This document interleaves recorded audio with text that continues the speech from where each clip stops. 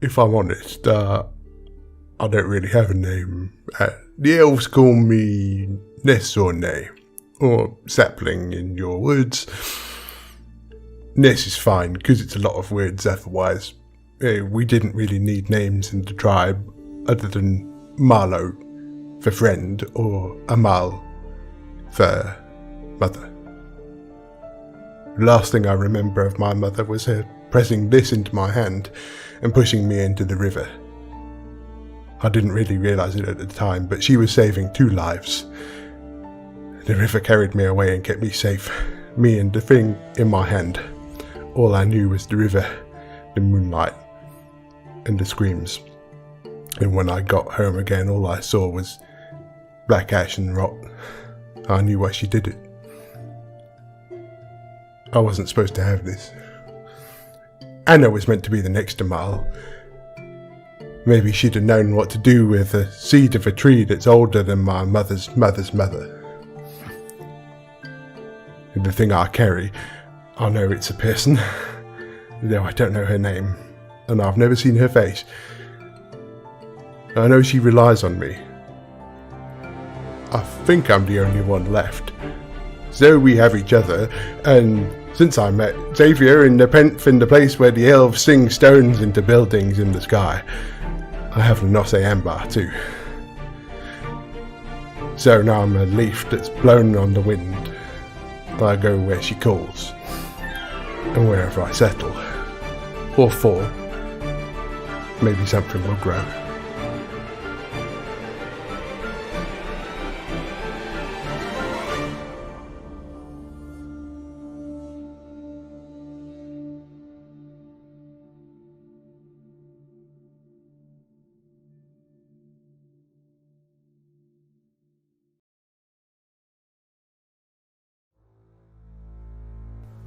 Oh, you're still alive?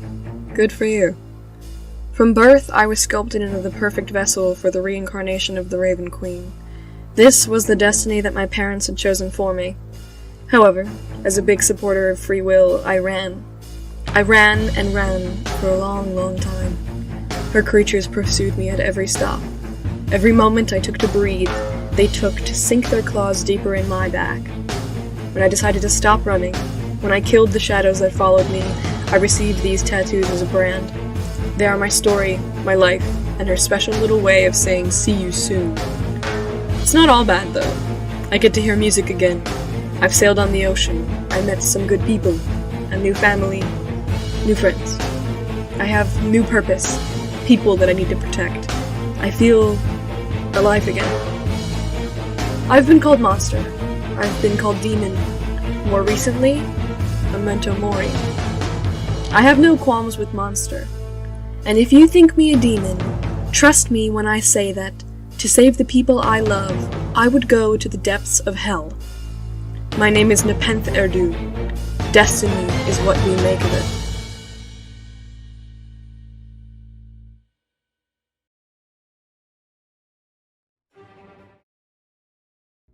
Yeah. We love him. He's great. Alright, we are on. Hey! Hello! What's up, internet? Welcome back! Roy, did you just inspect your muscles? No, I was doing this, like, gang. I was like, gang. Oh my god. Please stop. The stream Please is start. on! Boys. Bertie, please start and save us from ourselves. Oh god. Welcome back to Chronicles of Lorei'an, where Chippreser sailed. Ancient dark champions of gods of revenge watch over you from the dark moons. And animals are found in stables in a shitty little desert town. And Last fucking time. dorks do shit.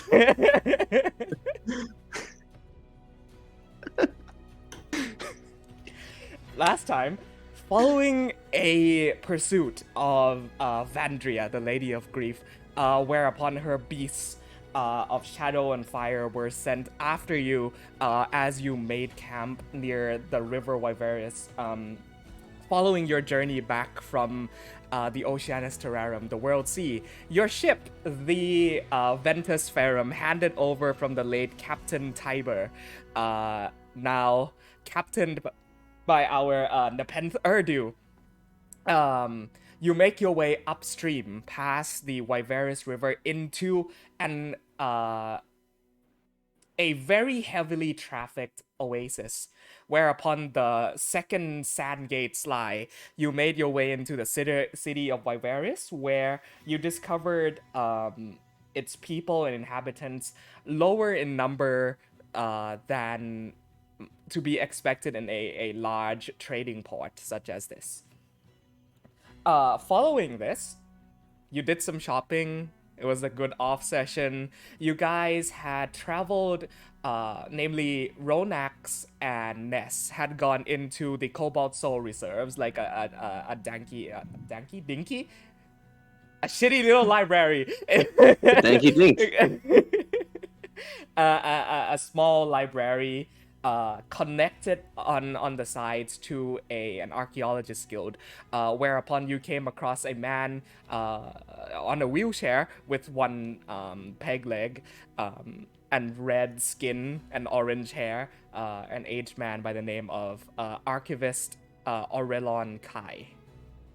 I must have missed his description because that sounds phenomenal, and I love you. Yeah. I apologize. You can figure out his race probably through like some thinking, and he had informed you that he is the Cobalt Soul representative that you were supposed to meet here in the city, the Wyveris Oasis, to be offered your next portion of the journey into the Thordakian desert to excavate the ruins of the Siphanian kingdom, long buried underneath the sands after Realm Shatter, now uncovered by earthquakes in a recent happening. And so you agreed to have dinner with him in the evening to regather your party and meet him back after he has had some extensive studies of the notes that you had handed over, that you had found in the Tomb of Ingvild. I remember my dungeon names. And being very surprised by Vorax as well, being described as a high Siphanian piece of technology. He's gonna shoot us. I'm calling it now. The dude's got a peg leg. Yeah. Also, he's stabbing us in the back for that robot. Is that he was an old colleague and student and study mate of Master Logarius Hippolytos, master and teacher to our Ronax Melodies, whereupon they had studied together in the Beryllian Empire a number of years back. And so we come back now today as Ness. You are standing in front of a series of large gates and stables smelling heavily of dung and wild game and hay. And you see all these very strange animals that you've only come across for the first time in your life, including this very large, bulky, horse-like creature, standing several feet tall, and you see that some even have platforms put upon their back with these small houses built upon them. These are large creatures. Are they like huge or even bigger? Like you'd be the size of one of their toenails. Yeah, so big dino bosses. Yeah. You see that they are chained up to a post, but they're not like. Yeah. You gather from them that they are not incredibly uncomfy or unhappy. So, So Akil and Ronax would see Ness getting out his pouch of gold, like sifting through it. How many of all of these creatures do you think we can free for this much shiny metal?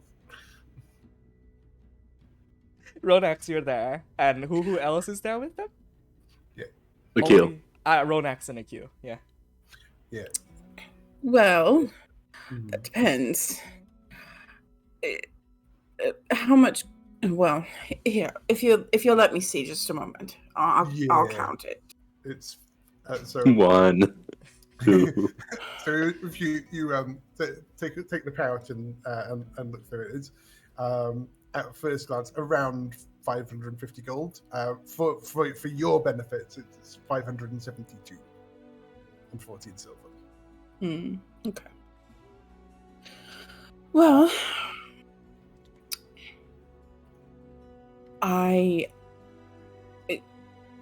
creatures of this size, I believe, would cost quite a portion of this, so we might not be able to free very many of them, but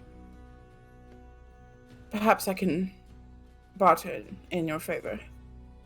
Yeah, that would be good, because last time I tried to talk shiny metal, they, for some reason, they listen to Xavier more than me, so I think they would listen to you more than me. Do you think we should be better off getting freeing the big platform horse, or the smaller bumpy hairy horses?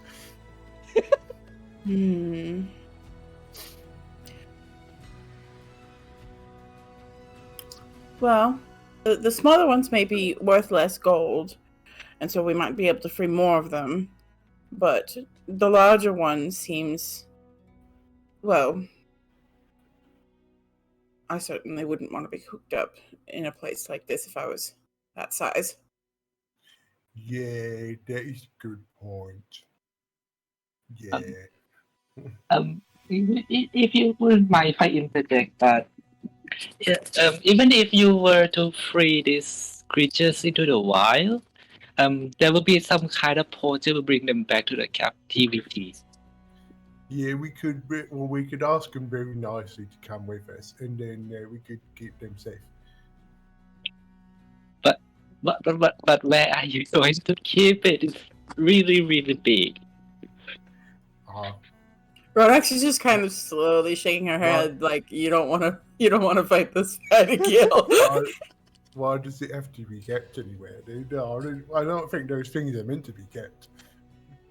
I know it's not meant to be kept, but if we were to release it to the wild, there will be people gonna capture it back. Yeah, no, it's okay. We won't let them.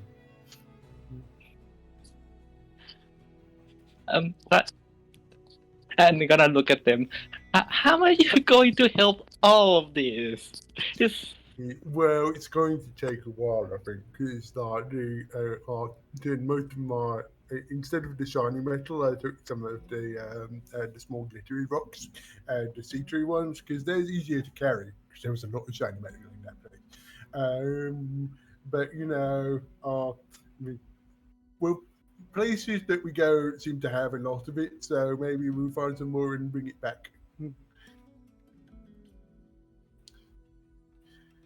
Okay, it's okay. So at a glance, you see about 20 or so camels and around 15 alpacas and 2 of these large like rough skin horse-like creatures. Pardon me, stable hand. You see there is like a lizard folk asleep on one of the chairs who shakes away. Hello. How can I help you? How much for a camel? Oh, got to do business. Camels 1 for 50 gold pieces, my lady. And the large one? The large one, you're in the market for Paracerathium, these large creatures go for 400 gold pieces. So we could use most of the gold to get a big one, or we could use a lot of the gold to get a few small ones. Yeah, I think you do. Let's let one of the big ones free, and then whatever is left over, we can free some of the bumpy horses. Are you sure that you don't want to save some of your gold? just in case we come upon, some other creatures that you'd like to free. Yeah, that's a good point. Well, I doesn't really need it, and I figured that they probably needs it more than me. Unless you has anything that you needs the shiny metal for, because I No. doesn't really use that, to be honest. No, absolutely. My shiny metal, I have various uses for it, but none at the moment. Yeah, that sounds good to me. I suppose we will take. And she kind of like looks at Ness just to double check with a bit of a concerned face. I suppose we'll take one of the larger ones. Looking to do some desert journeying, are you? These are very good for traveling long journeys. Ones that come with the platform saddles go for 400 gold pieces, and we can make some extra adjustments to the platform for you if you want. That sounds quite lovely. And do you? Oh goodness. Well, I suppose the two of the camels as well. Yes, Ness? Yeah. That will be fine. Is that what they're called? So a total of 500 gold pieces for you, yeah? Yes. And she just kind of like she starts slowly pouring out the gold into the guy's hand. Do you have any experience riding horses? That's a great question. Do I? Do you? I think that's up to you. I do. I know that Ness drives the carriage, the horse cart. Yeah. Well, that said, I've not been Drive on those horse horses. because it's Yeah. a lot for. That's a lot. I don't think a single one of us, other than maybe Amabilis, has ridden a horse. Oh no! I've Yeah, ridden a that horse. actually. Like you makes grew up in the sense. jungle, right? Me? Yeah. No, I grew up in like. That would have been horses. Oh, where I you was come thinking from. jungle. Yeah. Never I mind. know. Well, I've ridden Vorax, I'm and that's above pretty the close. jungle. It's pretty close, yeah. Vorax is like 10 times harder than an actual And, like, horse. Vorax looks at you and then looks at the camel and then looks at you again and then looks at the camel and like. I just pet him.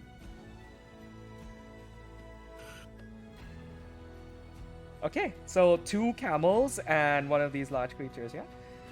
Yeah. You see that the one with the platform saddle already comes with like a small sort of wooden cottage on the back, and so for the purposes of like moving things along here, you can choose to add additional things onto the platform saddle if you want. So there's a number of things here, from like a small garden, like crop pot, to basically anything that you can come up with that would fit in like a small home is available to you. Like even a forge would be available for you up there, or like, you know, a workshop. All comes with extra cost, of course, but you can have those like made and fitted. I'm not creative enough to come up with anything actually useful. I think. Go ahead. No, you go. Okay, so I suppose I can tell you this. Akil would also know because he is from this general area. But there are usually like stations for these creatures, whereupon people will be able to fit different additions onto their saddles. So cool. Yeah, and so like even if you can't come up with anything right now, if you come to one of these rest stations, because these creatures require a lot of shade, therefore there have been stations built to shade these creatures throughout the desert. At those kind of like shading stations, you can fit extra additions onto their platforms for like if you come up with basically any base building ideas that you would like to add on to this essentially moving base of yours, you can do that. Snowfeather, by the way, is playing with one of them in particular, and has like landed on the little platform, and it's trying to crane its neck around to look at her, and she's kind of like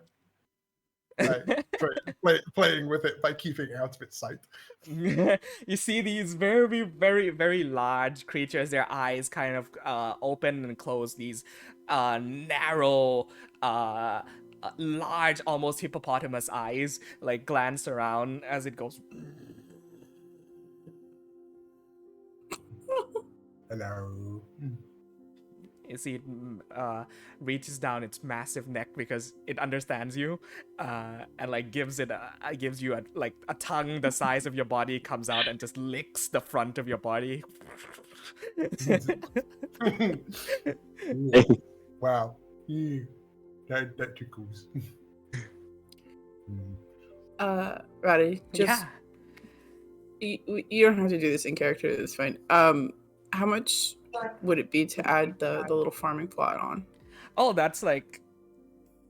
It can be done for like 100 gold pieces. Make it so. Okay. You have a small crop plot fitted to the side of your small home on top of your large horse. D&D. I know this game. I thought that might be nice for Ness and his herbs and stuff. So the stable master goes ahead and like lets down this very long rope ladder that tumbles down the sides of the creature. It's come on up, I'll give you a tour. Yeah. So I'm gonna visit Shiro next. When you buy this, do you have any ideas? What are we going to use it for? I mean, wouldn't be the camels just enough for that trip? Question mark? Well, we might be here for quite some time, and it could be useful. And this is what Ness wants, after all. So, might as well put some effort into it. Yeah. I think it would be quite love. I mean, if we already brought it, I think it would be quite lovely with some bathtub in it. I mean, A bathtub? I'll let you add a bathtub for like 10 gold. No, that's not what we're talking about. You see Ronax's face just kind of like she starts reminiscing about Baths. about having real baths. well, because in this kind of desert, I mean, elf and certain type of races can sweat a lot and can be quite smelly. So I think it's very convenient if you have a bathtub. Elves Yes. can be smelly in the desert. I kill 2021. I'm not exactly sure, but I'm assuming because most humans are really smelly. They do I can have only quite- smell half as much as you guys.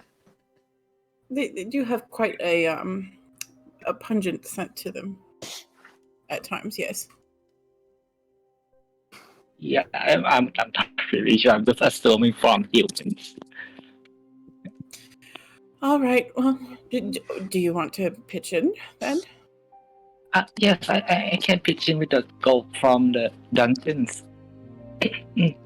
Okay, so as you go and request in for this bathtub and small crop plot, you see it's a very, very cool process where the lizard man shouts down to some of like the stable hands working below, and there's this massive crane that comes up made of like iron and wood, and then they hop on, and almost like swashbuckling pirates, they swing from rope to rope, and then they pull and tug these large like furnitures and structures that they pull up onto the ropes, and then like using the cranes onto the backs of the platform saddles. Like the roof itself, they are able to like pick and open up as they insert these like bathtubs into certain rooms of the house. It's really cool. And then the crane swings back and like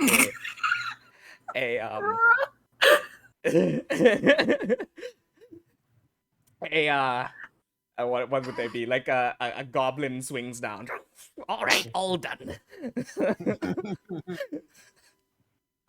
You know, Ness, I was thinking, Yeah. is this comfortable for this creature? I can ask. Hello. We should give you a name so that the others know what to call you. Because these people these days they find it hard to tell creatures that doesn't look like themselves apart from other creatures. I'll explain the names thing to you, but I think that you are like a house that moves. So I think you is probably a Rexamar. Yeah. Rex, So Rexamar. could you type that? Raxamar.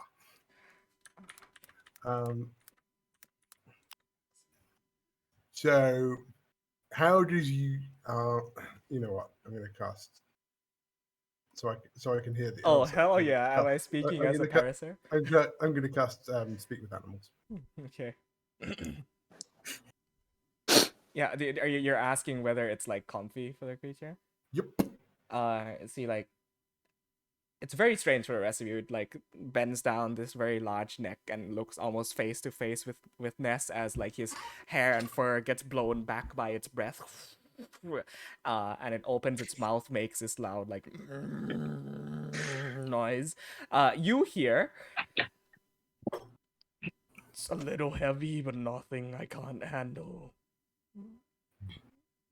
Yeah. Gives Yeah, shade to my back, sun not so hot. Yeah. You is gonna have some things growing on you. Is that okay? Things grow on me all the time. Yeah. You is like me then. Yeah. What is your name, friend? Yeah, you can call me Ness. You got the hang of the names thing really quickly. I was raised so that I may bring people across the desert. Do not fear. I will provide safe solace for your journey. Yeah. I mean, is you okay? Is you okay with the name Raxamal, or does you want to pick one for yourself? Raxima sounds good. Ness. Yeah, he's good. Like we should keep it like underweight and not add too much, but I think it's all okay. I'm gonna pet it. Like it breathes out, and then all this like wind and like you see some of its nostril hair like flutter violently as it breathes out, and this wind blows through. Just Why'd you have to mention nostril hair, my guy? D&D. Roddy's about representation, okay? yeah. Where you get to fucking roleplay nostril hair. You watch behind you, Akil, like mid-flight, just sort of get blown. Like,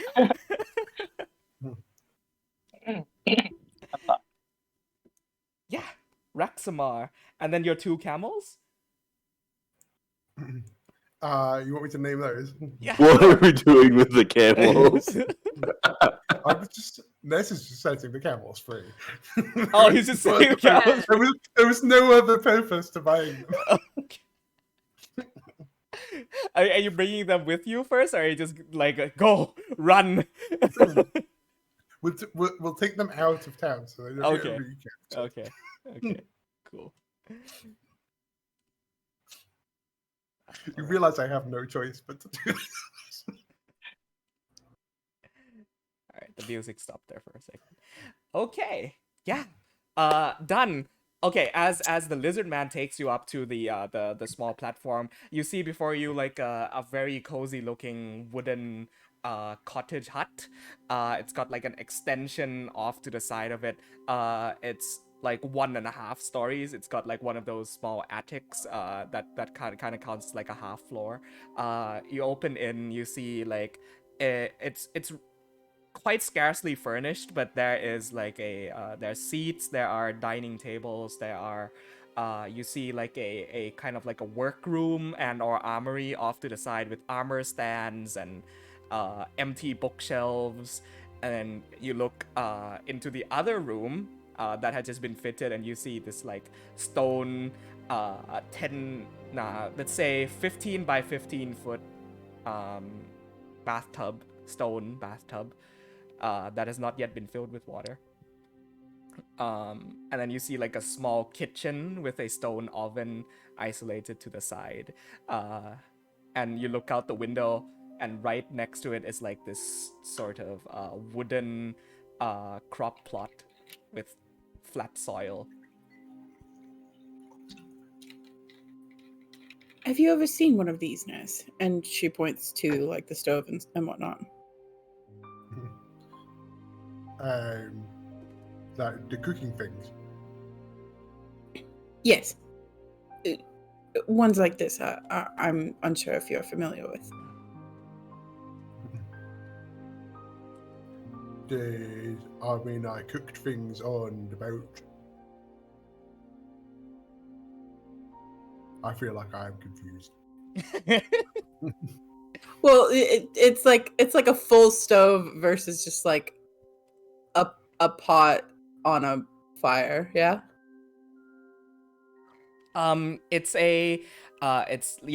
essentially exactly that. Is a small wooden stove, and then there's also a stone oven off to the side. And you see a couple of stations where like they look to be almost for using to boil water. And you see a series of like old rusty pots and pans lying about. How much is it for a pizza oven? A pizza oven. Is pizza a thing? Like if you want a full blast like fucking stone We are oven. not getting a pizza oven. Stop. How much is it for the pizza oven? Just asking. You'd have to come ask yourself. I'm just asking. Um On vegan pizza, let's do it. yeah. I would enjoy very much. My point is, I would enjoy very much to perhaps cook something for everybody with you. Yeah, that sounds good. You see the lizard folk brings you out front. There is like a small wooden seat on like kind of its neck ridge area with two very long what are those things called? Reins. Reins, yeah. By the way, you'd see that Ness is a little bit distracted by the lizard folk man that you've been talking to. I assume this is the first one that we've seen since we left Greenhaven. Yeah, essentially, yeah.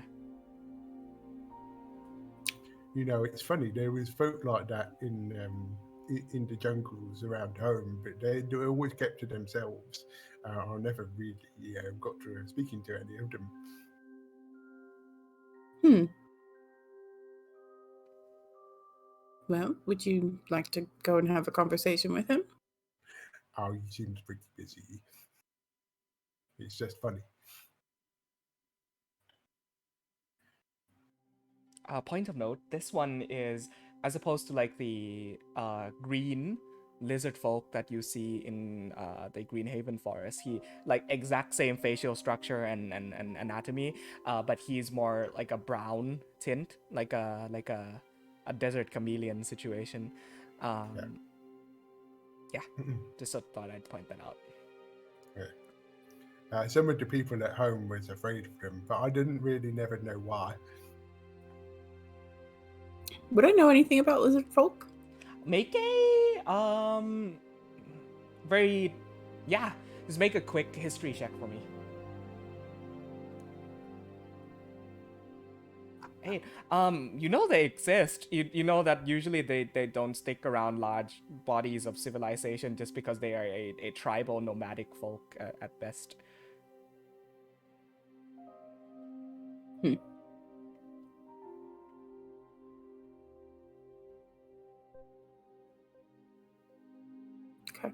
Alrighty. As anything else you want to do here before we cut back to the other half of our party? Okay.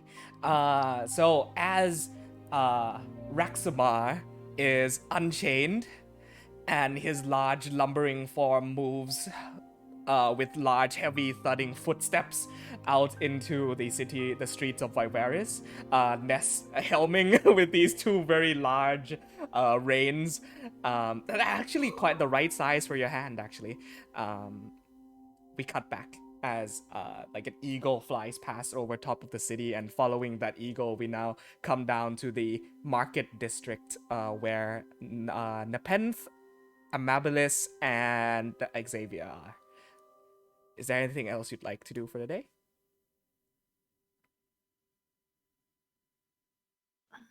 I don't think so. Okay. So you've gotten your bit of shopping done, your bit of asking around and research done, and then Amabilis bought some of her personal things as well. Are you two returned to the ship then? I think so. Yeah. Right, guys? Okay. Okay. Alrighty, so you return to the ship for the evening. You see that the Ventus Ferrum has been docked into a shaded harbor, and it's been fastened to these docks pretty securely in one of the small subsections that look more fancy than the rest because you paid the harbor master a bit of a heavy sum to keep your ship for how many was it? It was like 2 weeks. Yeah, we said 2 weeks to start, but we definitely overpaid for that, so. Okay. However long we want. Right. Mm-hmm. Aboard the ship, any activities that you'd like to be done? I think Nabenda's probably skeptical that they went through the stuff on the ship, so she's just like going around taking inventory, checking knots. Make an investigation check. Xavier's just sitting down, writing through Yeah, some 20. notes. Xavier, as in the midst of your Nice. study, you watch Captain Nepenthe like rifle through stuff, like being extremely delicate with her inspection of the ship, going through like every book, looking over Ronax's study, just everything, right? And like you notice that nothing's missing. In fact, they seem to have come in here and cleaned up the ship for you too. Oh, nice. Mm. Okay, good to know. Okay. Babinus, do you? I'm Don't not- want Ronax shooting anybody. Yeah. Amalis is going to go down and she's going to pull out her sewing kit and work with what she just bought. Awesome. Why don't you go ahead and roll me a tool proficiency check? So it'll just be your d20 adding your proficiency bonus, and I would say dexterity modifier. On tool. You're working on your dress, you said? Yeah. What do I have to do again? Sorry. So just go ahead and roll a d20 for me, Uh-huh. and then I'd say you can yeah. Oh. Yeah, easy. 19 plus your proficiency bonus, which should be top left. Okay. It's 3. Yeah, okay. 19 plus 3 plus your dexterity modifier. 13 modifier. 3. Awesome. So a 25 total. Some of your best work yet. You spend a couple hours doing it. You are very, very proud with the outcome. Cool. Let's see. My God, I it's have a one cat. question that I sent you already. Yes, sure. Yes, definitely. Lovely. Then, as Amabilis is sitting sewing at her dress, I think Xavier is sitting across from her, like writing through his notes, and scribbling it out, writing, scribbling, getting frustrated, closing the notebook, and kind of starts pacing back and forth. Just like rubbing his hands through his hair, trying to like think through a problem actively in this moment. And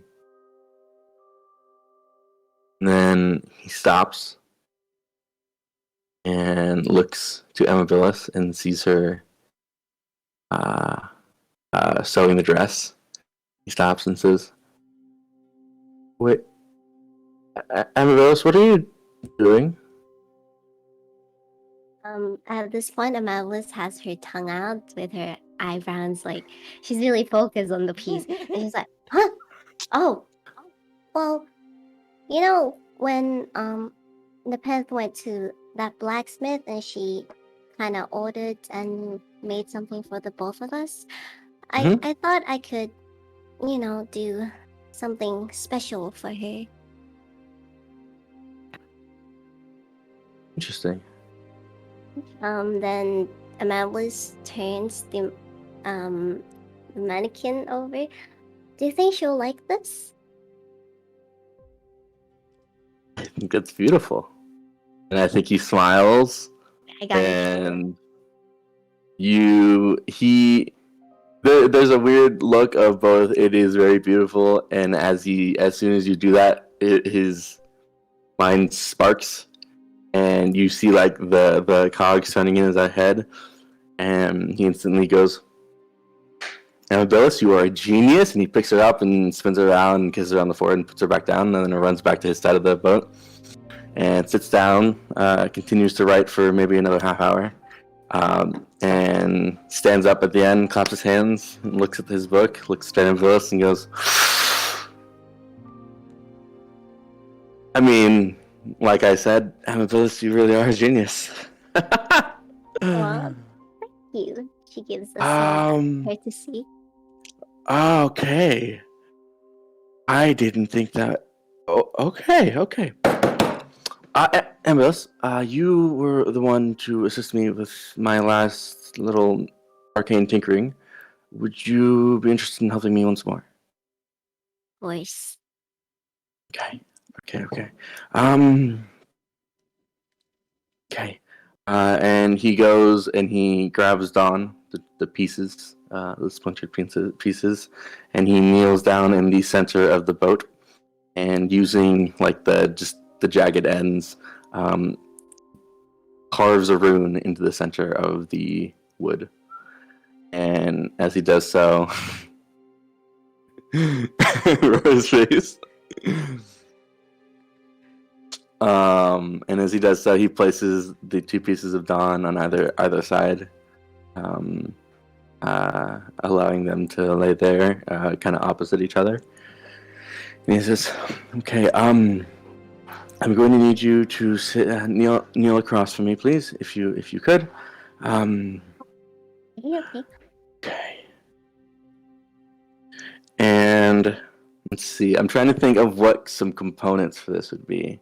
Yeah. I think what it is Xavier has, over the course of the last couple weeks, is carved out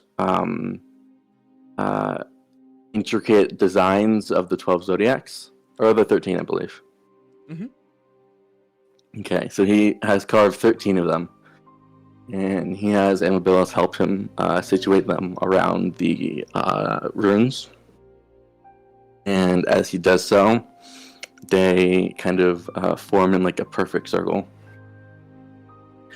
And he stands, and without Dawn, because he can't cast the way he used to, he outstretches his hands, and with them together, pulls them apart. And within his hands, just between the two of them, there is just an intricate weave of lightning, of energy that connects and intertwines and tangles and moves back and forth in a beautiful kind of rhythmic sense to it.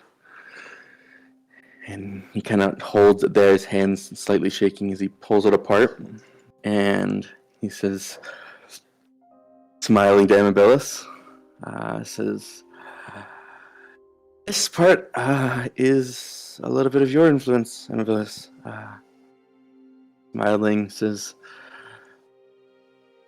"Didn't think about it until I saw you working, but I think a little bit of the weave assists in this."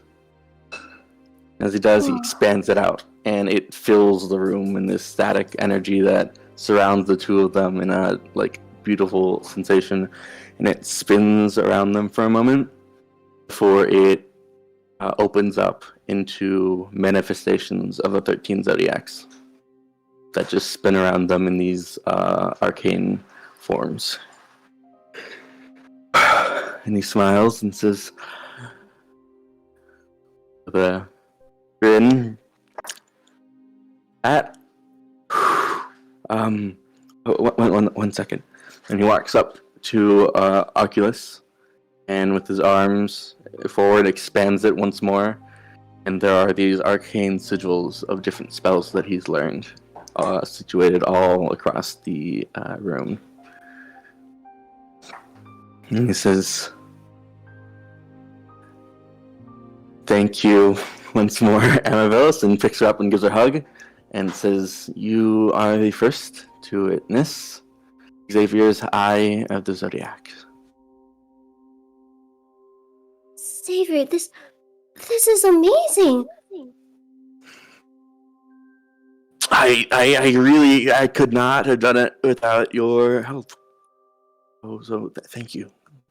I swear I've been working on that spells for weeks at this point. I had inklings and thoughts of something along these lines before the whole mishap with Corvain, but when he shattered Dawn, I felt a little helpless, and I realized the necessity behind this. Amabilis tries to hop and get one of the zodiac, and she says, "You really do have an amazing talent. You should show this to Nepenthe. I think she'll love it too." Yeah, maybe when you show her your dress, I'll show her this a little bit later. I think the dress is the true beauty of the day. Amabilis gives Xavier a giant smile. "Thank you." And he waves his hand, and the runes and the sigils around them dissipate back into the 13 little carved out pieces. That's amazing. That's amazing. I didn't think the spell would be in that shape and form at all. That's great. That's great. Upon the completion of your spell, take a point of inspiration. Hey, thank you, buddy. You hear rumbling shakes as the ship quakes. As making their way back to the docks are Ness and Ronax atop this. As you do both rush out of the bottom decks, both still in a state of enjoying the sort of the ecstasy and joy from that completion of your work. You stand in awe as this massive, gigantic horse-like creature makes its way down the docks, not damaging anything. People seem to know the common manners of avoiding these things in the city, just sort of making this low grumble as it approaches the ship. And Nepenthe, you are there as well. You guys are gonna want to get up here. I think Ness freed something else. Yeah, be right there. Xavier kneels down and starts fumbling, grabbing all of his things. I'm almost done with this. Sorry. And as we get up to the top, I go, "By the way, Nepenthe, there might be a carving in the floor. Don't worry about it." And then what? Wow. Okay, that. Okay. Ness. Bends its neck down, and Ness comes perfectly face to face with the deck, and Snowfeather jumps off and onto the deck of the Ventus. Hello. Ronax peeks her head out the side. Hello. So, Yes. had So Well, this is Rexamar. Fun enough, those of you who speak Elvish would know that Rexamar is a kind of like cart house, or a close Elvish approximation of mobile home. Really? It's an RV. Convenient. amazing. Awesome. That's great. Okay. We call it Wrexham Arvea, then it would be RV.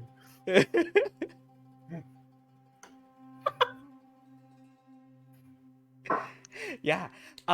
So, is there any like conversation or planning you would like to do as the afternoon progresses into about we'll say 3 or 4 at this point, and you to have an appointment for dinner with Archivist Aurelon at in the evening. So I would convey that information to everybody. okay. This is perfect. And our goals here are to what was it? Uncover some ruins that had been, or I guess explore some ruins that have been uncovered from the earthquake, correct? Yeah. Really? Yes. Sorry. I think I've done all I need to do here. Everybody else might need some more time to finish a project. You see, he's kind of diverting what he was about to say. But then I think we'll be all good. Yeah, I'll be finished right before dinner. Perfect. Nepenthe is visibly trying to like get out a very large blood stain now that they're gonna go get dinner with someone. I cast what's it called? Yeah, prestidigitation and pull the blood out. And just with the glob in my hand, go. Eh. It's not mine. Don't worry.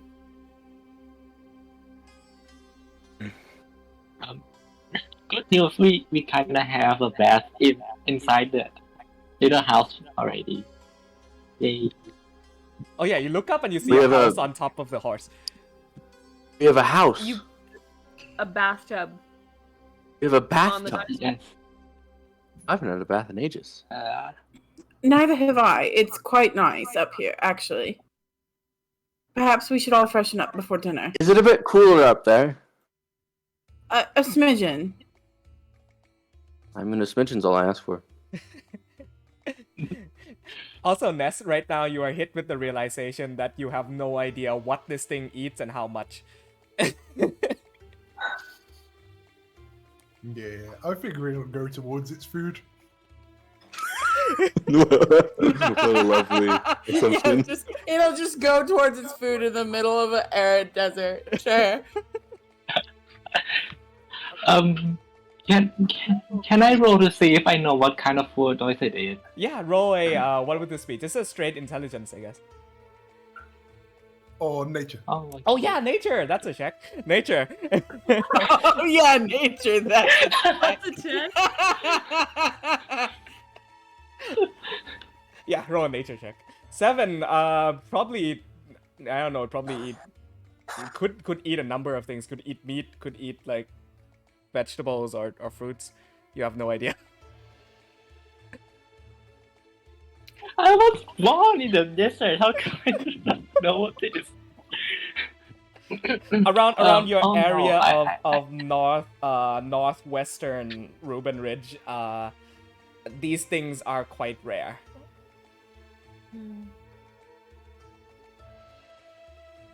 At this point, Oh my god. Amadeus. Oh. Sorry. Yeah, at this Oh, point, yeah, go Amadeus first, would be finished with her clothes. Then she quickly folds it, and then she comes running up. And then she sees this enormous thing right in front of her. Today's the day I'm gonna die.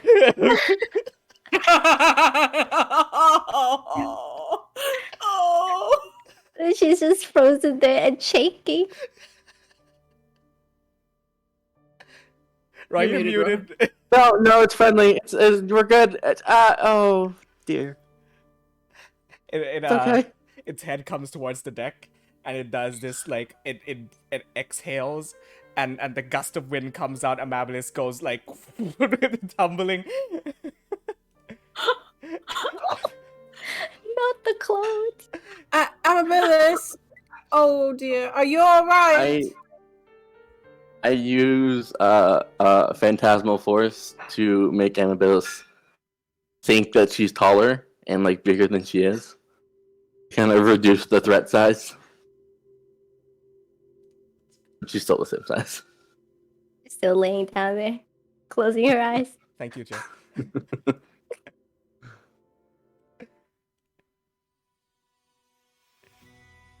Okay, so the rest of anything else you want to do before dinner, you're gonna go meet up with Archivist Corellon. No, Aurelon. Corellon is a god. That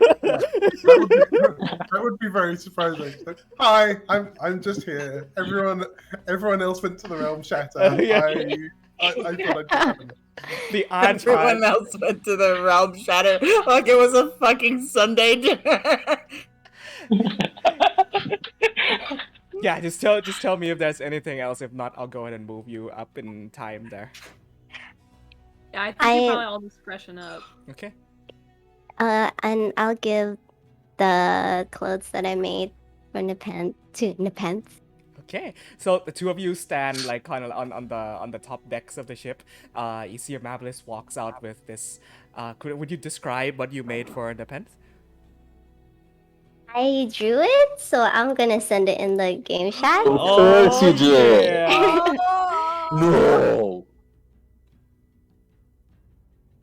Go with like a drawing of Amabilis' size on the Oh my god! Yo! game What? chat. Whoa! Okay, right. Laura. You need to upload that to Roll20 so on the stream. That is so beautiful. I will do Nice. Laura. Wow! Thank you guys. Yeah, the stream can see. It's amazing. Laura, how dare you? Absolutely, how dare you? I think seeing that beautiful dress, I don't think Bent notices it because sometimes whenever it comes to Xavier, she kind of misses things. So like everyone else catches him staring. Then he checks himself out of it and waves his hand, and a similarly colored outfit forms, but like a long cuffed, kind of open collared suit. Yeah. Nepenthe and Of a similar coloring, but the gold is replaced with silver. It's awesome. Yeah. You are handed this very intricate. It looks very cool in the sense of like it's very breathable, the fabric, and it should get rid of your the hot arid problem that you've been experiencing with the desert. You made this for me? Of course, anything for a captain. Thank you.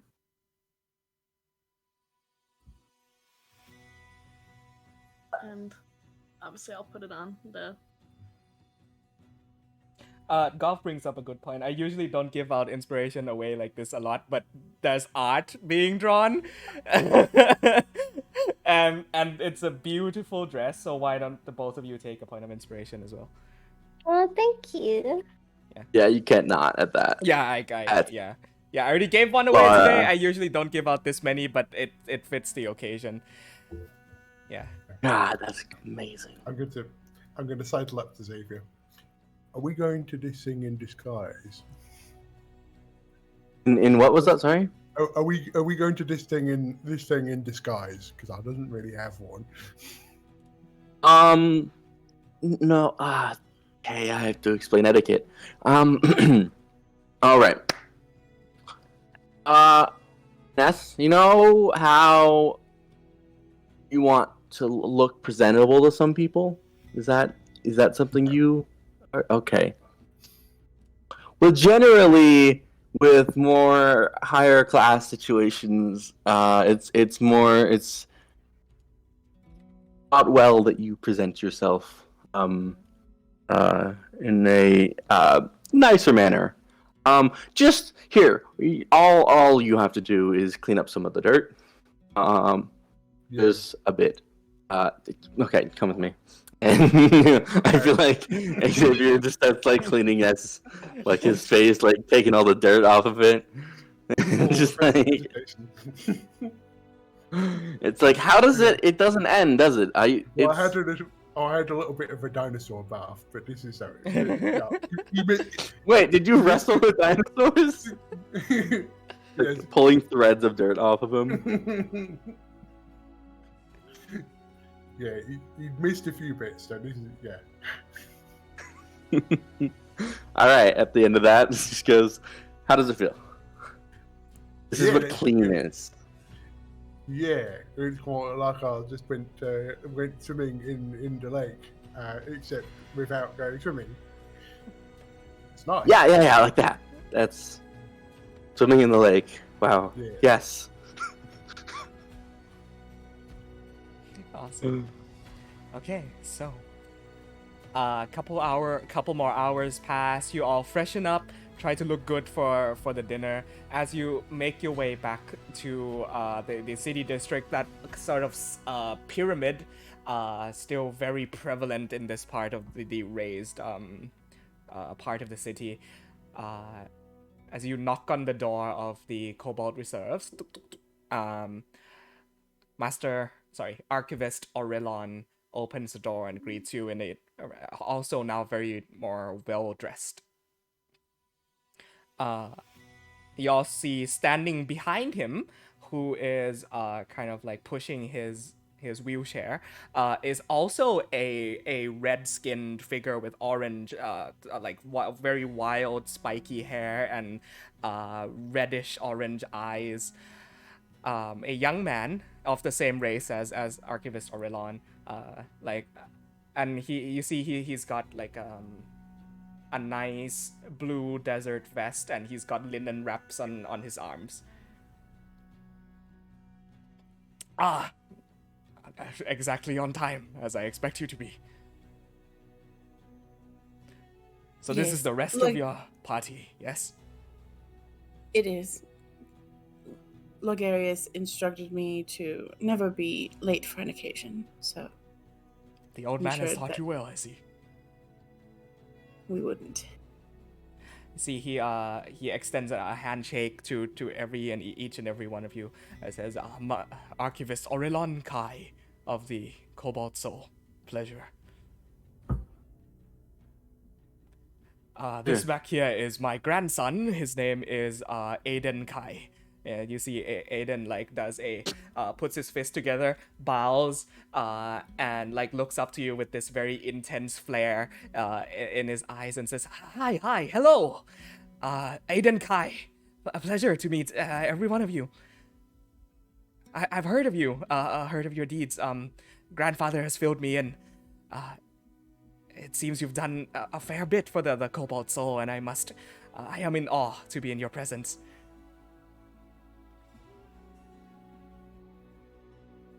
Doing the job. I caught off guard to be praised. That's great. That's great. Just doing the job. Yeah. And just looks at you with awe and respect. An awkward silence. Yeah. You see, make a insight check, Xavier. Ooh. I will also say on Xavier's chest there is like a symbol of the Cobalt Soul probably formed into the clothing. But like outlined in silver. Insight is +0. 19. I'm so good at it. Oh, you actually sense, good at it. a sense of pride fills you as like a very true, humble respect from this young man is displayed towards your deeds and things that you've done, and you feel proud that tales of what you've done have indeed spread around. You also catch with a 19 that he eyes Nepenthe and then immediately looks away, blushing. Damn. Oh, I'm gonna murder him. I think in realizing that, Xavier watches him look away and then goes, "What is he looking at?" and follows, and then sees Nepenthe, and then they both look away at the same time. That's cute. See, Aurelon goes, the place I am bringing you to, please follow in my lead. Aiden, if you would. And it says, yes, of course, grandfather. Brings the wheelchair out as you sort of ascend this, come out of that archaeologist area, ascend this very nice hill onto a restaurant, a bistro, it seems, it has this red, how do I describe this? It's like a very typical Middle East restaurant. It's got 2 palm trees out front, and this overhang of like very beautiful sandstone and bricks. And on the inside, he brings you to a table specially reserved for you. You see that the restaurant is relatively filled. A candlelit table of 2, 3, 4, 5, 6, 7, 8 people. With like a candle dome in the center, and this is an open air area, which means that it overlooks the oasis. And you see like the trade ships out on the sides. The palm trees sway gently in the now sunset. As you sit down at your table, a waiter comes through. Aurelon goes and gives orders and like waves a hand towards all of you and says, tonight is on me, do not worry. Courtesy of the Cobalt Soul. Do any of you not eat meat? Yeah, he looks towards you and he orders like some sort of salad for you. A couple minutes pass and a wide array of beautiful, beautiful exotic food is set before you. You see this huge leg of lamb, you see mutton, you see stew, you see this very large salad with fruits in it for Ness, fishes and all sorts of wild vegetables cooked and prepared for you tonight. Now I'm hungry.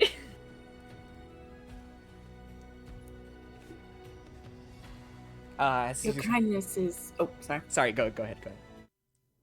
Your kindness is so very much appreciated.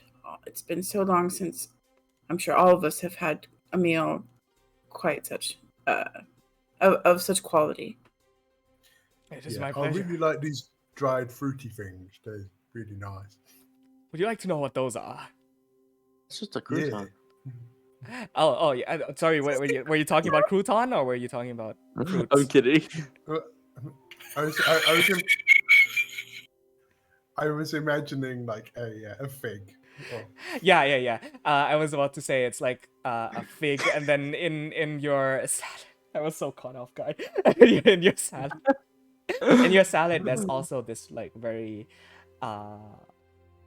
like rich, very densely hydrated purple red fruit that he explains is the inside of a cactus. And you know cacti, you know that they are very dangerous and spiky, and like the insides are surprisingly beautiful and tasty. It's nice. As you enjoy your dinner, overlooking the oasis, plates start to empty as the amount of good food after so long on ship rations get swallowed down heartily and quickly. Plates empty, plates are taken off and away from the table, and Archivist Aurelon says, well, of course I did not only bring you here for a nice dinner. I suppose we should also get to discussing our business. Who is the... And he looks at Akil and Xavier, and like immediate look of recognition with the Cobalt Soul symbol upon your chest, and says, looks towards the two of you and to Ronax, and says, if the rest of you would also listen along, that would be ideal. This is a map that I have recently prepared, and hands you a piece of paper, which I'm going to show to all of you now.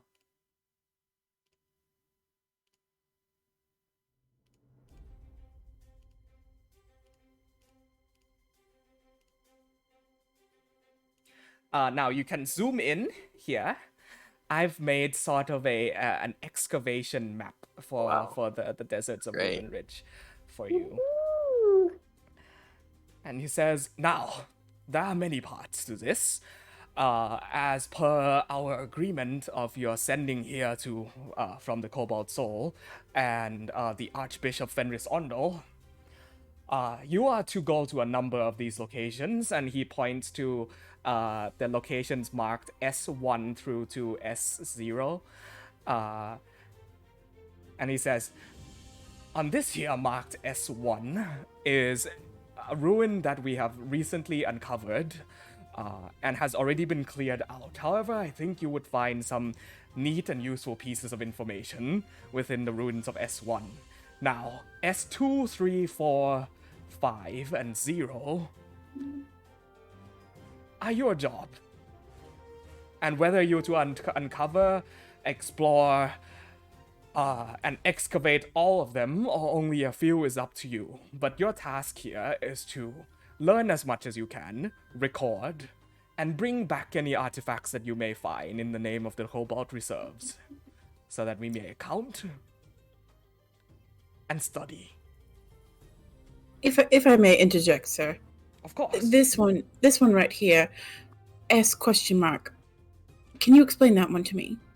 This one, our scouts have recently found that with the recent earthquake, a new ruin has been uncovered near the region of Ka.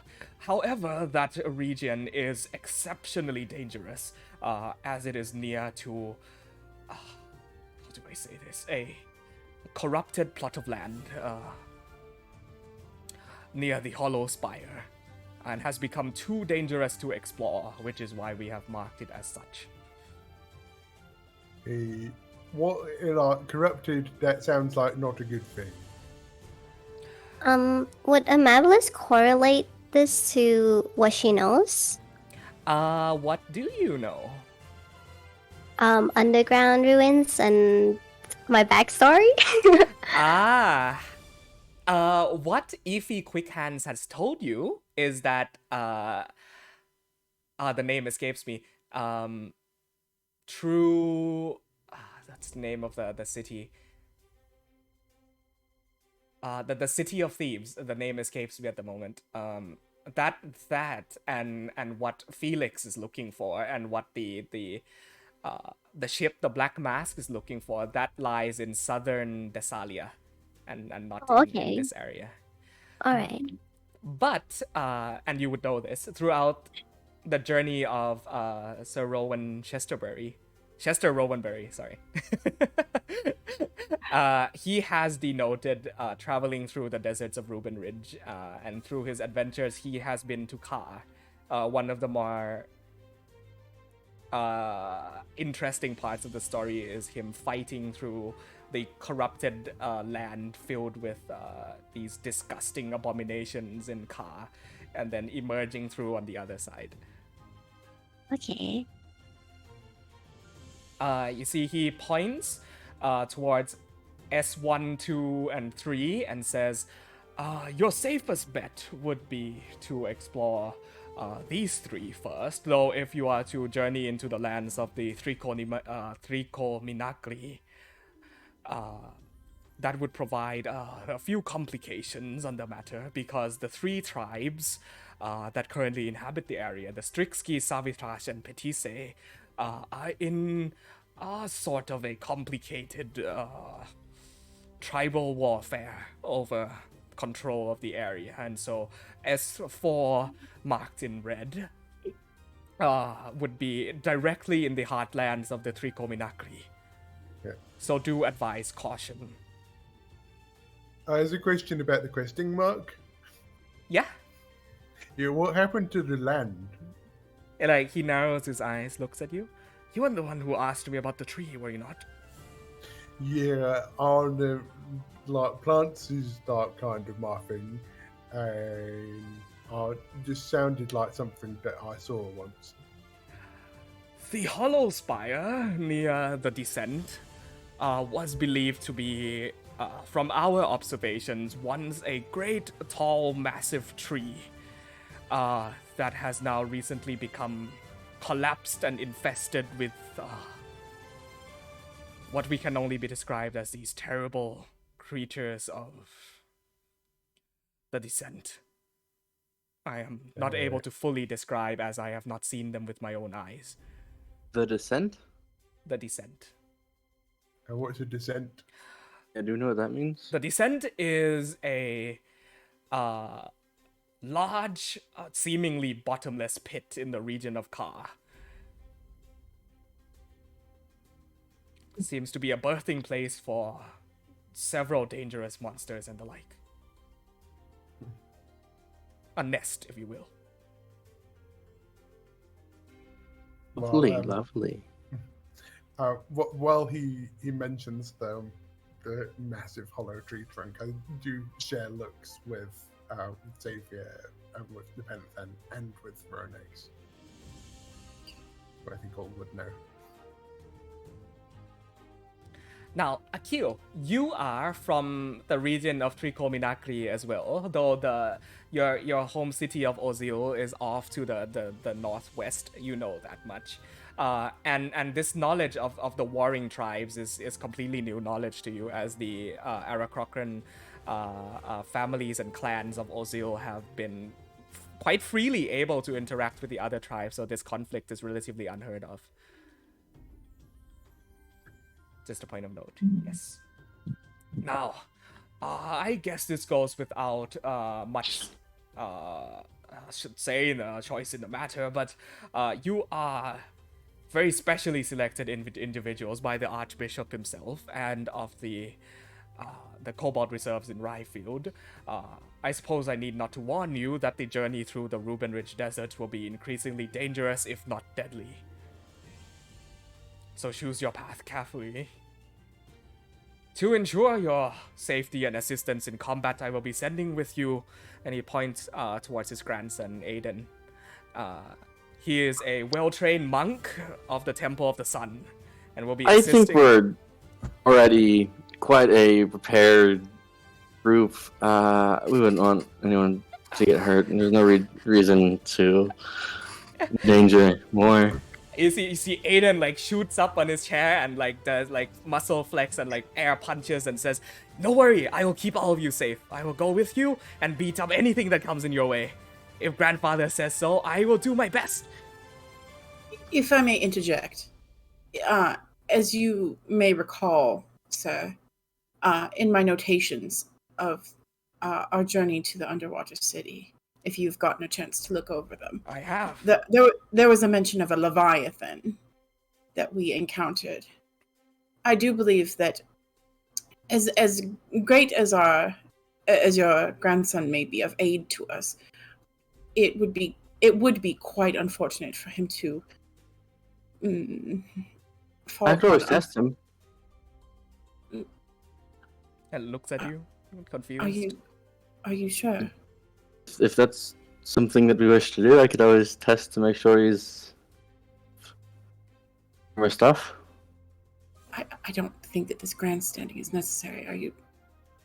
You see, he slams his hands down on the table, and the plates shake, and he like his face now come directly towards you with this huge smile and burning eyes, and he says, "Am I to be tested in combat by the heroes who fell the Lorei'an blades?"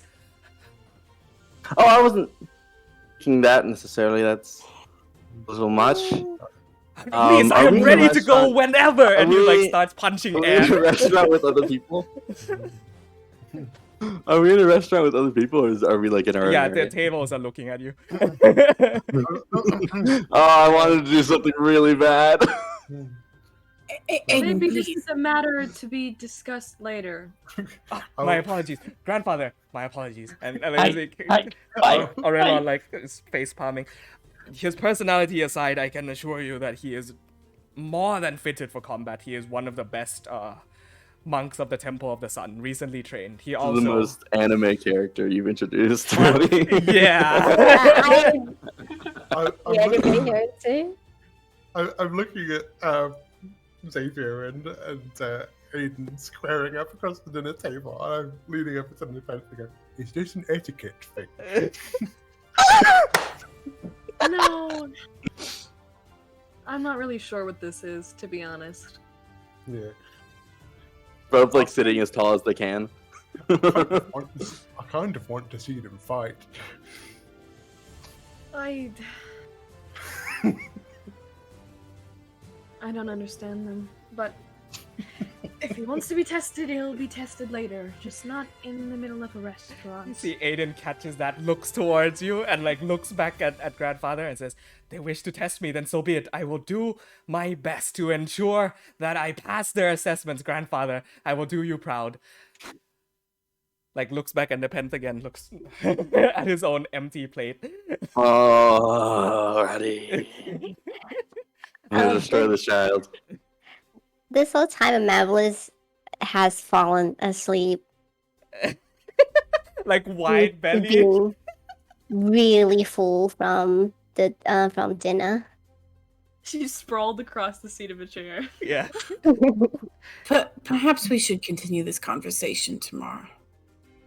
I understand. Take as much time as you need.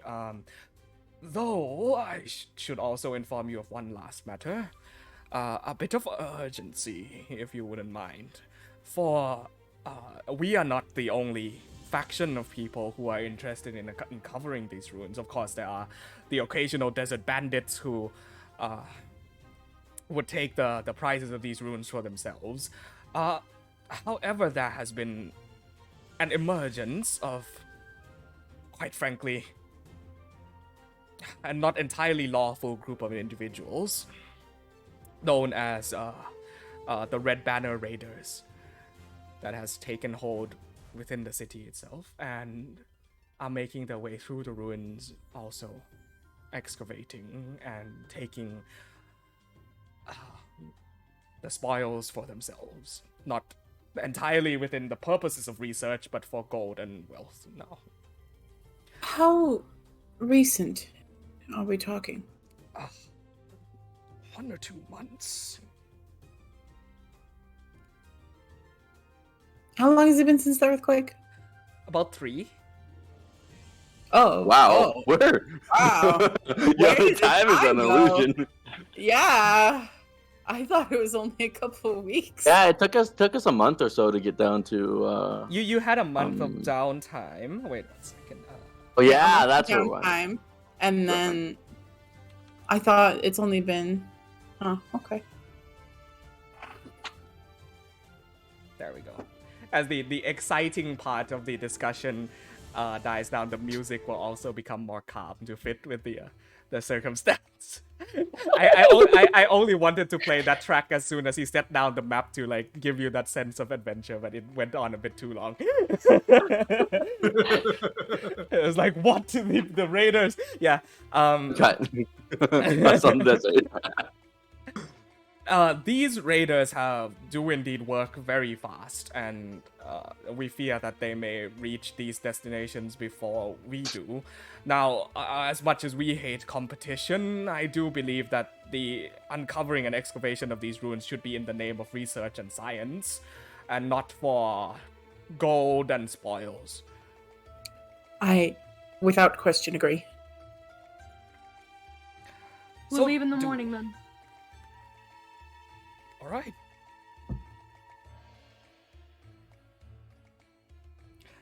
You see, Aiden looks at you and says, I completely understand if you don't want to bring me along. I promise I will be of aid. I frequently train out in the deserts. I go on runs, sometimes for weeks at a time, and I know it well. I'll look to the rest of the group. We need a guide. We don't know these deserts, and he does. Akil's from here. Would undermine our dear friend Keel and his expertise. I'm from the north, yeah. I'm not quite expertise in this part of the desert, but I would say a little bit proficient, but not expertise. I think bringing him along would be a great help. I just want to make sure that we're looking out for the lives of everyone, just everyone involved. Well, you said Honey, you wanted are to we- test him. I could always. If he passes your test, then there's no problem. Can I in your test him as well? Gil wants to test him as well. Yeah. So he has to pass a test from me and a test from Akil. Yeah.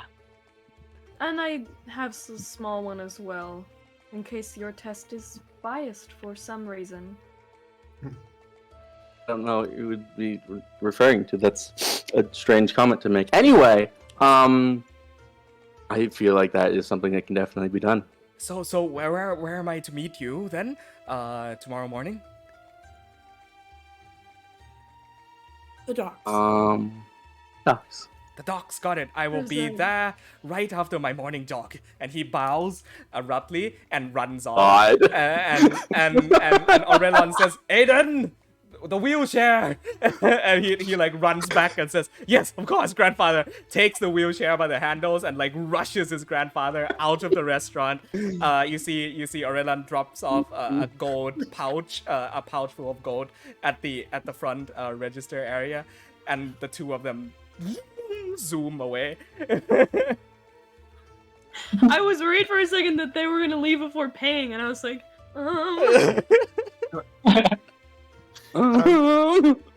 Can I get a read of what Akil's reaction to Aiden is? Oh my god, I never meet a monk from the Temple of Sun before. He'd be really cool. Yeah, that's what I thought. Yeah. Fun part is, I feel like Xavier would so be like, yeah, we got a fanboy, let's bring him along, let him just relish in our adventures. But then, By the way, but then he completely got him. optional. I don't want it to feel like I'm forcing an NPC on you. If you want to leave him behind, be my guest. Oh, No, I think we absolutely Oh, no. do need him as a party. Okay. I Yeah. need a desert guide. yeah, it makes sense from a logic point of view, and it also makes sense from a comedy point of view. It's amazing from a comedy point of view. You've given me gold to work with, Ratty. Oh my god, Akil. Did you see what he said in chat?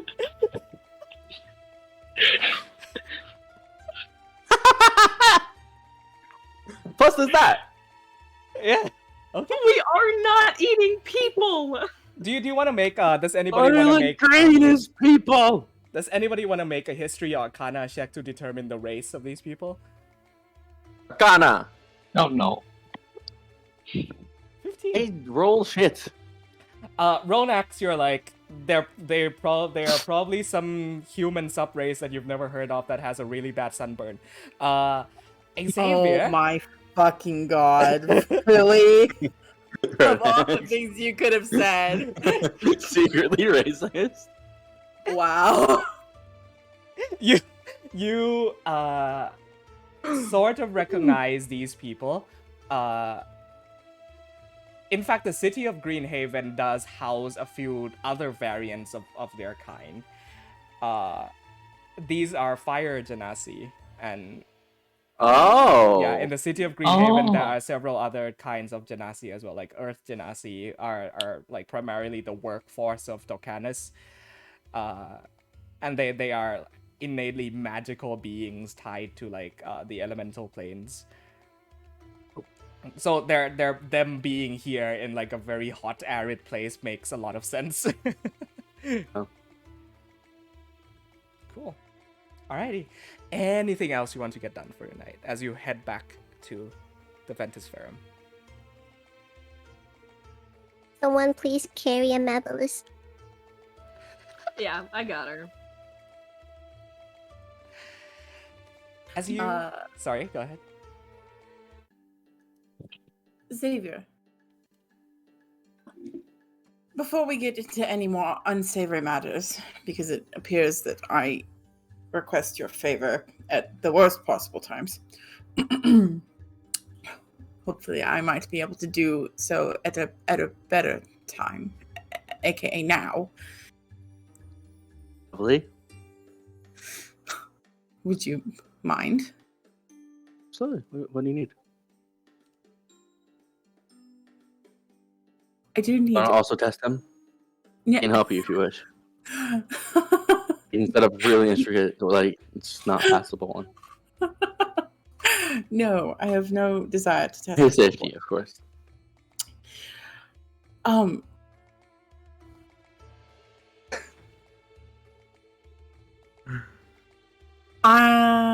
do I want this?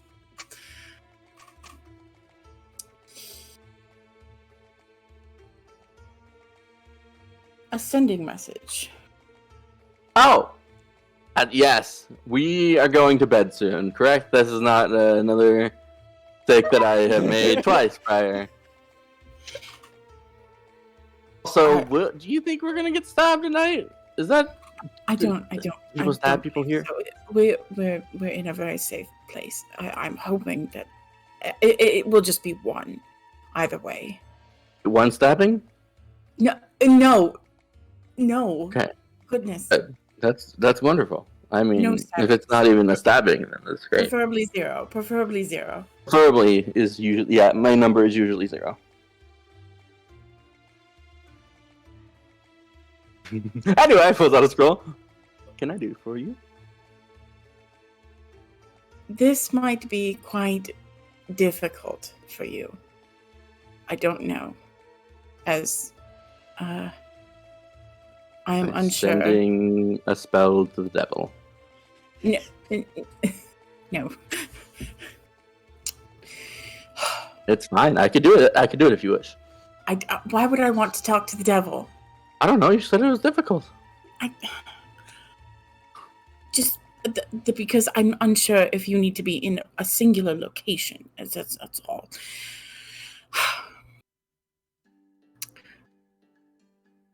A dragonborn. Right? Do they have a name? Very stocky, yes. His name...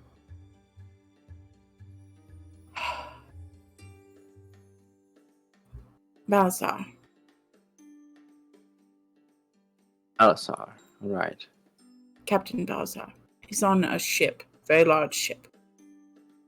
Right. Well, I will wave my hand out in front of me, and having spent... I dropped the gold already. I didn't mention it. Having spent some time integrating Major Image into the Eye of the Zodiac spell, I will wave my hand, and out of it, a form shimmers and kind of waves a little bit before cementing into a generic-looking dragonborn in generic. It's like character creation menu. As we're walking, like it's just like in like the rags that are like Skyrim rags. As we're walking back to the boat, he just walks alongside us, and just be like, "Continue." He said, "Larger frame," and I will. My hands in his frame are wide, and he'll like grow a few inches.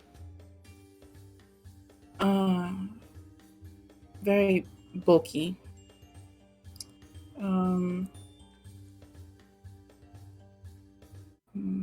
Unsure. I'm unsure. How much detail do you need? Enough that it's him. Not something that be mistaken. If he has a twin, that might make things difficult. He has a scar. A very nasty scar. Is it wonderful? On his torso. His hand cuts a scar into this dude.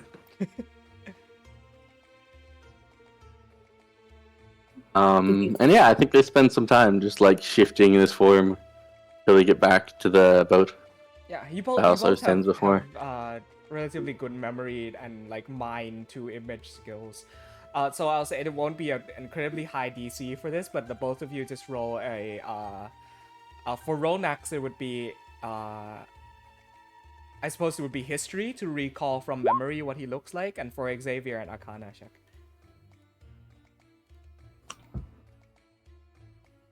Okay. I am solid at those. Oh wow, yeah. You perfectly recall every little minor detail of him down to the very down to toenails, like that level, and then you have like a good enough image of who this dragonborn is to be able to send. What are you sending him?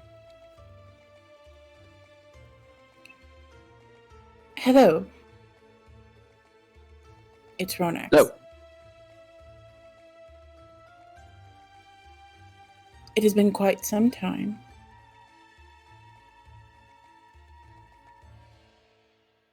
I hope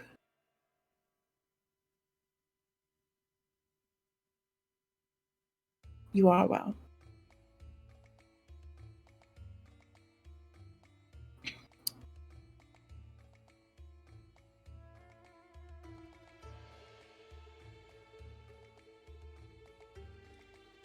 I am visiting a sea of sand.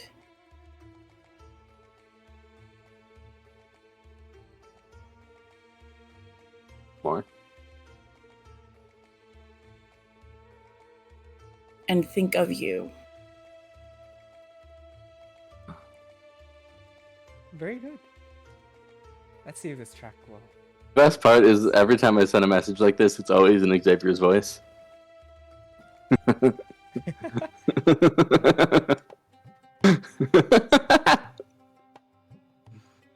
Yeah, this That track was a is fail. nice. That was a man. You like a few moments go by, and before the quill starts writing on the piece of paper as a response comes to you. God, I haven't done his voice since session 0. Give my regards to the wormling. I have been well. The blue gale sails strong. Sea of sand. Interesting place to be.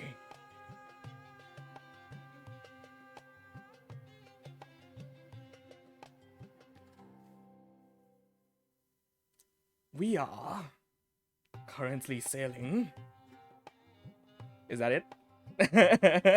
Yeah. You know, I should probably add an addendum to the bottom of here, like 25 words or less. Work on that. Is that how his voice He goes? called you a wormling. Is that insulting? Or is that like a endearing term?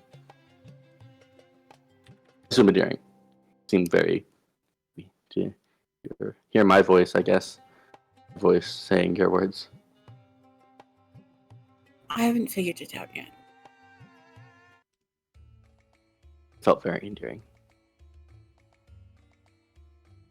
Thank you. He does have an accent to him that I wasn't quite able to replicate in that exact moment, but he has this sort of like a low sort of soft Russian like Slavic accent undertone. Is it Zinish? Yeah.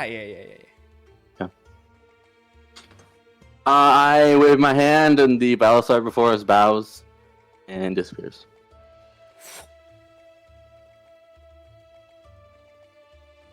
Looks like he quite dissolves into sand and disappears. The wind. It's quite a beautiful picture that you painted of him. I drew a lot when I was young. It has apparently helped me quite a bit in a more arcane practitionings, but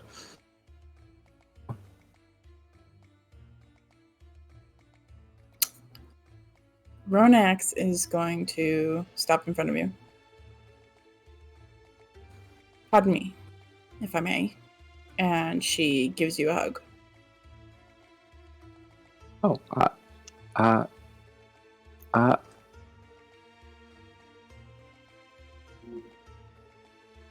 I could, but I hug.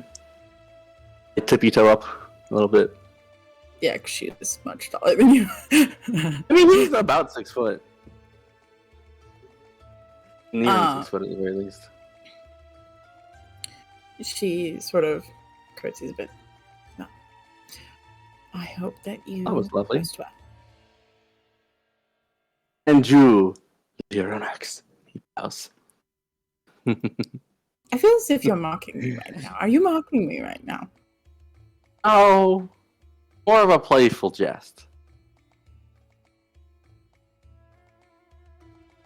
She blows fire in your face, but not. It doesn't hurt. It doesn't hurt. I think you burned my nose hairs. Oh no! How terrible! And she walks away. That's awesome. We're really gonna bring up nose hairs twice in a single session, D&D. despite having never spoken about it the entire It is. campaign. Look, it's true comedy. You gotta reference things that have been said. Relax. You guys come to, and this is at night, right? Sort of like the torchlit streets. He does not. The torchlit streets of Wyveris is very beautiful at night. You come to an open plaza. So it's called sort of like this. You think this to be the center of town. This large open circular square. And it has a huge palm tree in the middle. And the sound of music catches your ears. Let me see if I can attempt to find some. This will be fine. Yeah, the sound of music catches your ears as you walk by, and sort of like on these purple carpets, very, very beautiful a woman of various races, with dresses kind of like the pens, a little higher, are currently doing this dance in the middle of the plaza, and like a small crowd of people have gathered. Some like flip a gold coin, silver coin into their baskets, and you see that these people, some of whom are half elven, some of whom are tabaxi. You even see a lizard folk woman among them as well. It's not only a dance, because in their hands are these like sharp circular blades. Xavier, you would know these as katars.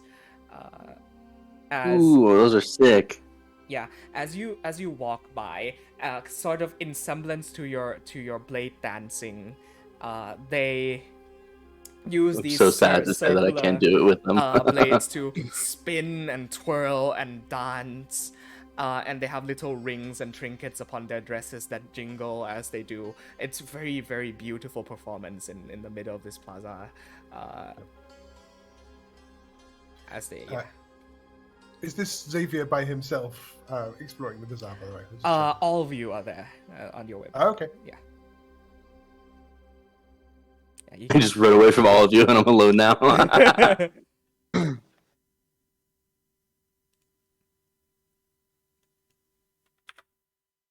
Yeah, I think Xavier's definitely caught in it. You see that one of them like does goes on a tiptoe on one feet, and with intricate balance throws one of these blades up as almost like a crescent moon. It whips upwards and spins, and then another one jumps up, runs, spins, and catches out of the air as the first one is left spinning on like an axis of 1 foot, twirling, and they bow. Oh yeah, I'll applaud that. I just love that. Yeah. Is there music? Yes, absolutely. What what instruments are being played in this? You see this sort of old half orc sitting, playing this sort of string instrument that comes to like a very wide, almost like a circular guitar instrument. There are also a series of drums and chimes that are being played along with it. You just see Ness's fingers trying to do the motion of the guy with the complicated string instrument. Yeah, that looks really difficult. You could learn. Takes a little bit more practice. Yeah, that will take me a while. I mean, we've got Oh, a excuse me, I have to be. mobile home and a couple weeks out in the deserts. So we could learn a bit. I haven't actually learned an instrument before. I always just made some songs on, not songs per se, but rings with my I blades. doesn't really know what the right instrument is for me. Like I wanted to learn the big bass because it makes kind of boom boom boom boom. I kind of like that, like the sound of that. But yeah, it's a little bit difficult to carry one around. Maybe I could It get is, isn't it? one of these little stringy things, but I have big hands for little strings.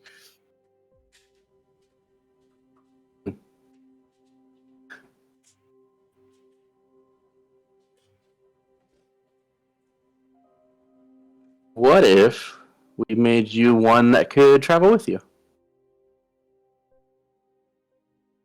Yeah.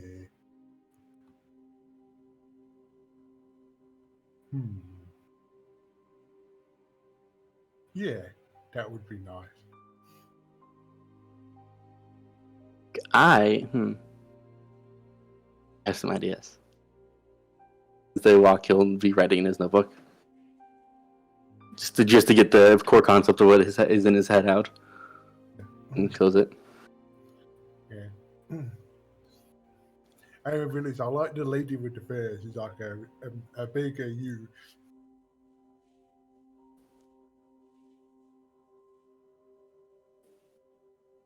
Amabilis, wake up. You're gonna want to see this. Oh.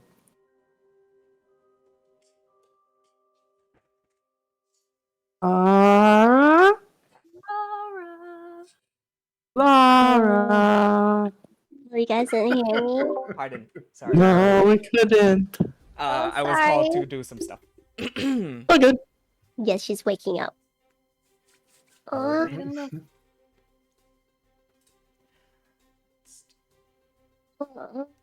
what? Where are we? We headed home from the restaurant. I just carried you. Thank you. Whoa! What are they doing over there? The dancing. Madeline's eyes is just glowing, and she's staring at the girls that are dancing.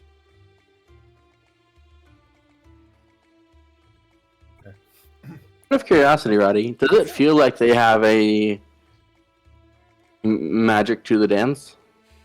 Make an Arcana check.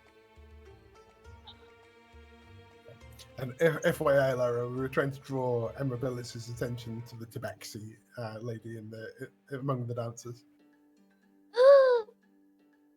Natural one! I mean, it has to be magic. Has to be. Who knows? They might even be blade dancing, like in the exact same way. I think give it that one. Yeah. It's just like, how did they get blade dancing all the way down here? That's such a northern.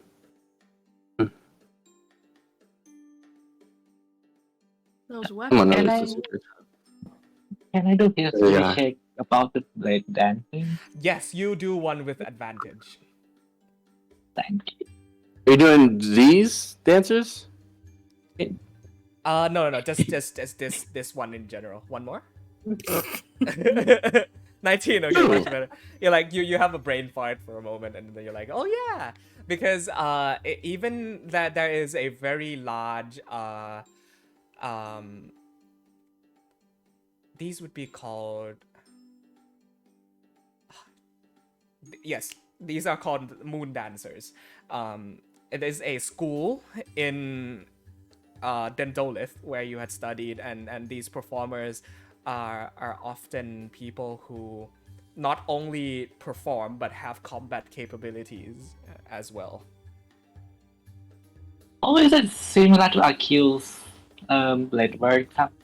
Because he's a Kensei monk, so he Kind have of is, yeah, kind of is. They don't use like the school itself isn't a body of like ki and that kind of like spiritual energy like the Kensei monks are, but these definitely harness some kind of like martial physical prowess in these like swift movements that they perform. Just a unique culture to Ruben Ridge. And yeah, their schools are based in the capital of Dendolith, so it's surprising to see even a group of them out here as well in Weveris. Oh, those kind of dance look similar to mine.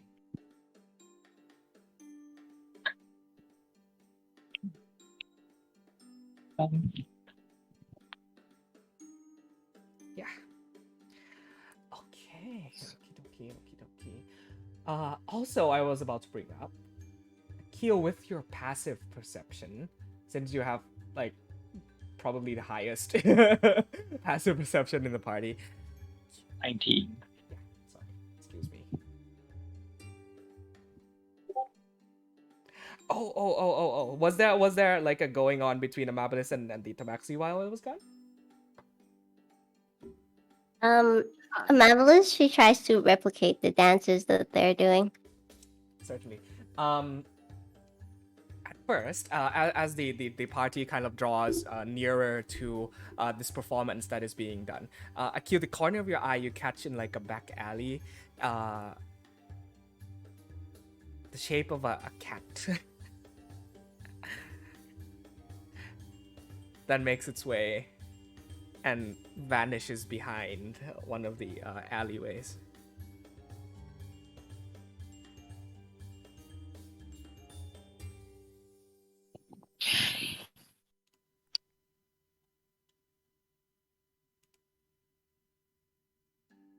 Yeah, what do you do?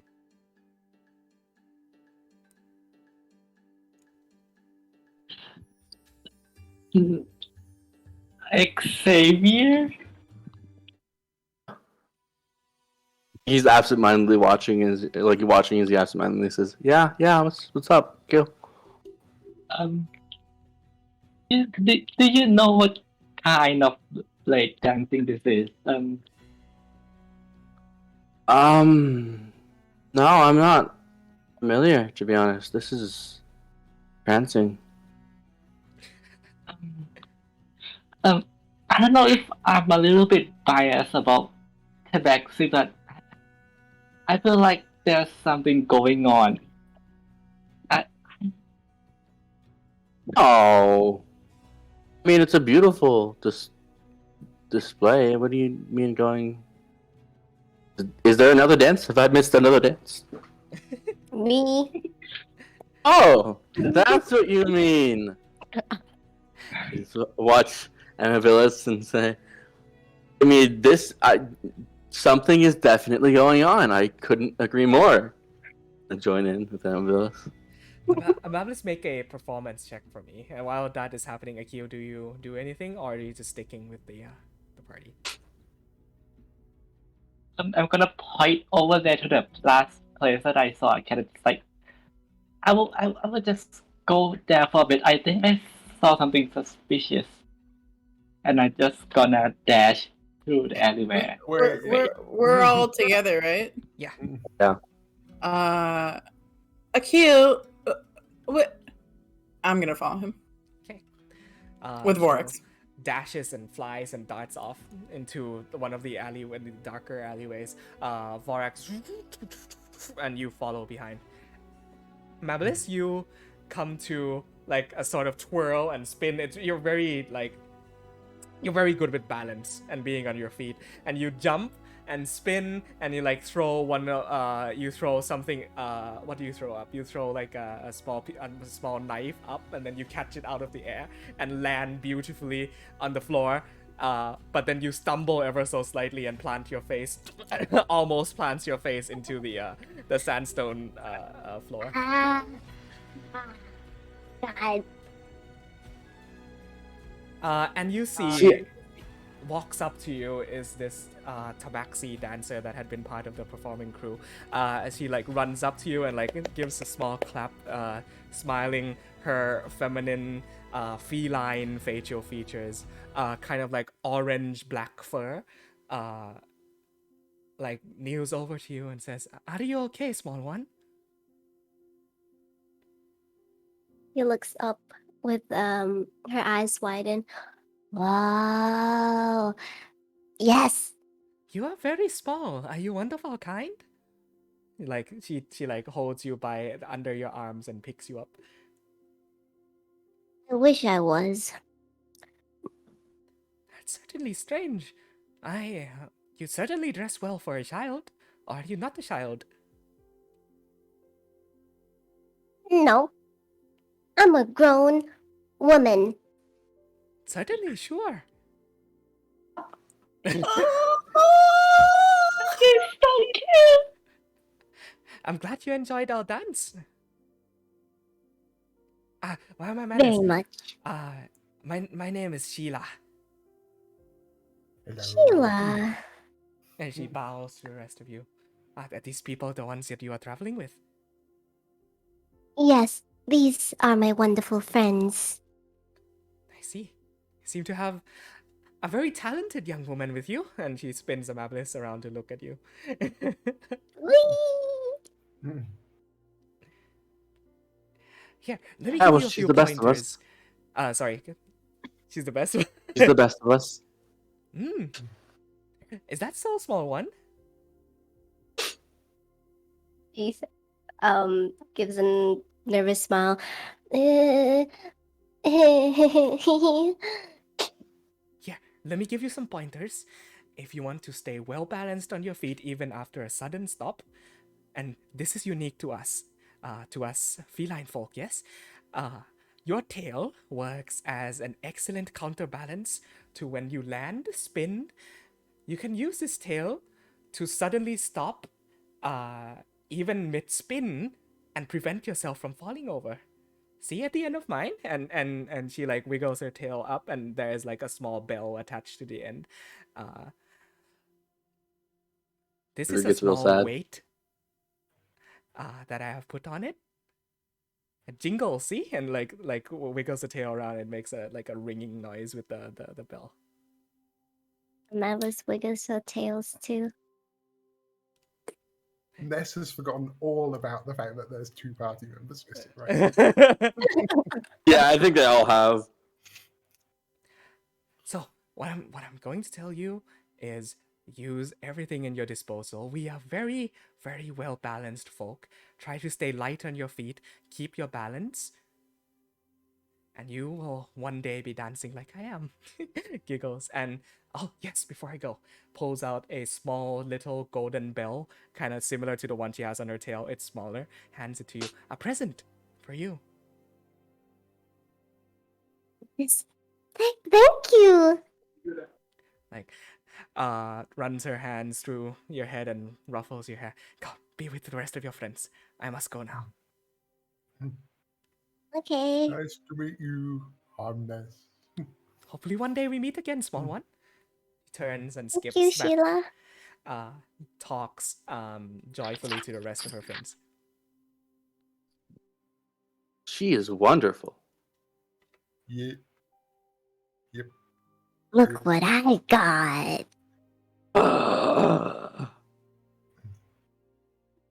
Put it on, put it on. I can't reach the back. It's like she's She's chasing her tail. I'll kneel down and help her fix it on the edge of her tail. You have a small golden bell on at the end of your tail. Aw. It has a little ribbon All on right. it as well, a red ribbon. That's not going to help us tell. No, house cat. I did not think that scene was gonna be a thing. It is so cute. I like it. Speaking of cute things, Akil, you dash to this dark alleyway, look into it, and from one of the dark corners, like casting a shadow over a few crates that are stacked on top of each other, you see the familiar smile and grin and wide orange eyes of that fucking cat.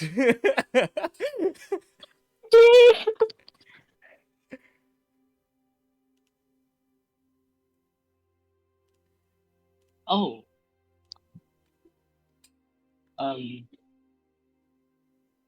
are you the cat that I hallucinate months ago? Walks out of the shadow. Are you hallucinating? I don't think you are. I am here, am I not? Can I take my dagger and stab it? Like, make an attack roll. Aggressive. Oops, Oh not my my last. god! Yeah, that hits. End of scene. 6 piercing damage. You see the dagger spins. 16. Stabs it in kind of like the side area. It goes poof, vanishes into smoke, and then and you hear like small footsteps appear behind you as the same one walks up from behind you and now like brushes itself against your leg. And says, "Don't need to be so rash. My last master wasn't this mean to me."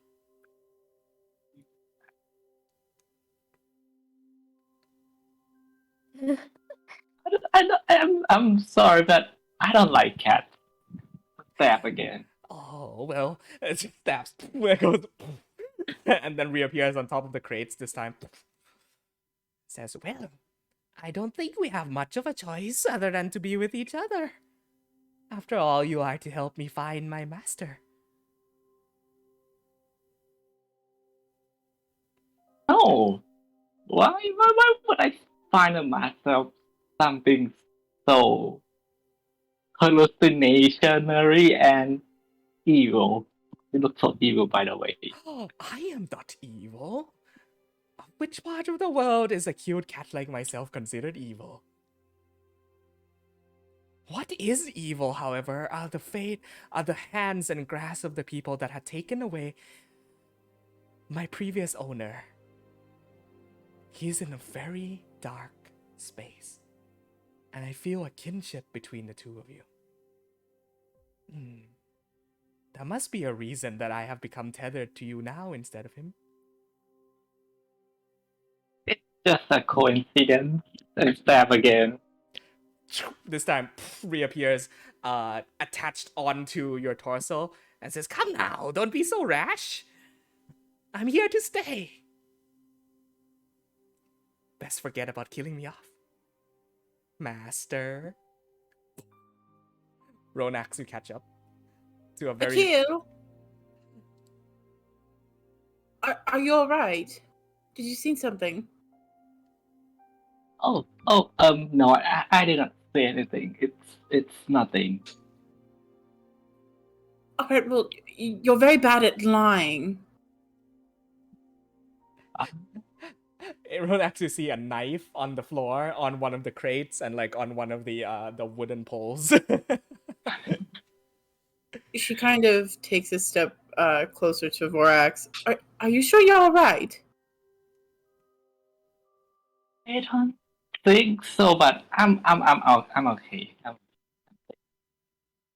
If you need to talk to anybody about anything, you know. Oh, well, it's just some kind of stupid hallucination. Perhaps you need to drink more water. Yeah, of course. Ugh. Yeah. And she offers him her flask. And I'm gonna chuck it down because my bird body cannot suck. You watch as it goes glug glug glug glug glug down his throat. And yeah, no traces of the cat. Alright, well, we should head back. We don't want to lose everybody else. Okay, Okay, Mom. Do you call me no. Can I ask you something? Of course.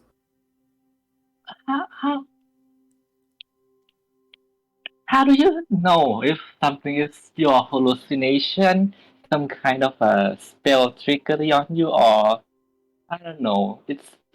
I think I'm dehydrated. Well,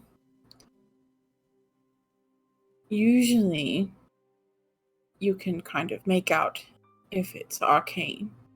It's a bit of a sense that you gain when you interact with the weave. Sometimes there's runes, or sometimes there's somebody who's chanting, but something tells me that you didn't experience any of those things. Yeah, maybe I just have a little bit needed some more water. If something happens again, feel free to tell me. I won't judge you. Okay. Oh, okay. Thank you. Our next. Of course. Two of you catch up to the party in the central plaza. As now progressing into the later parts of the night, the dancers have packed up their carpets and are walking off, leaving the plaza empty, and citizens are beginning to also leave that space. Moon high above you, beautiful night.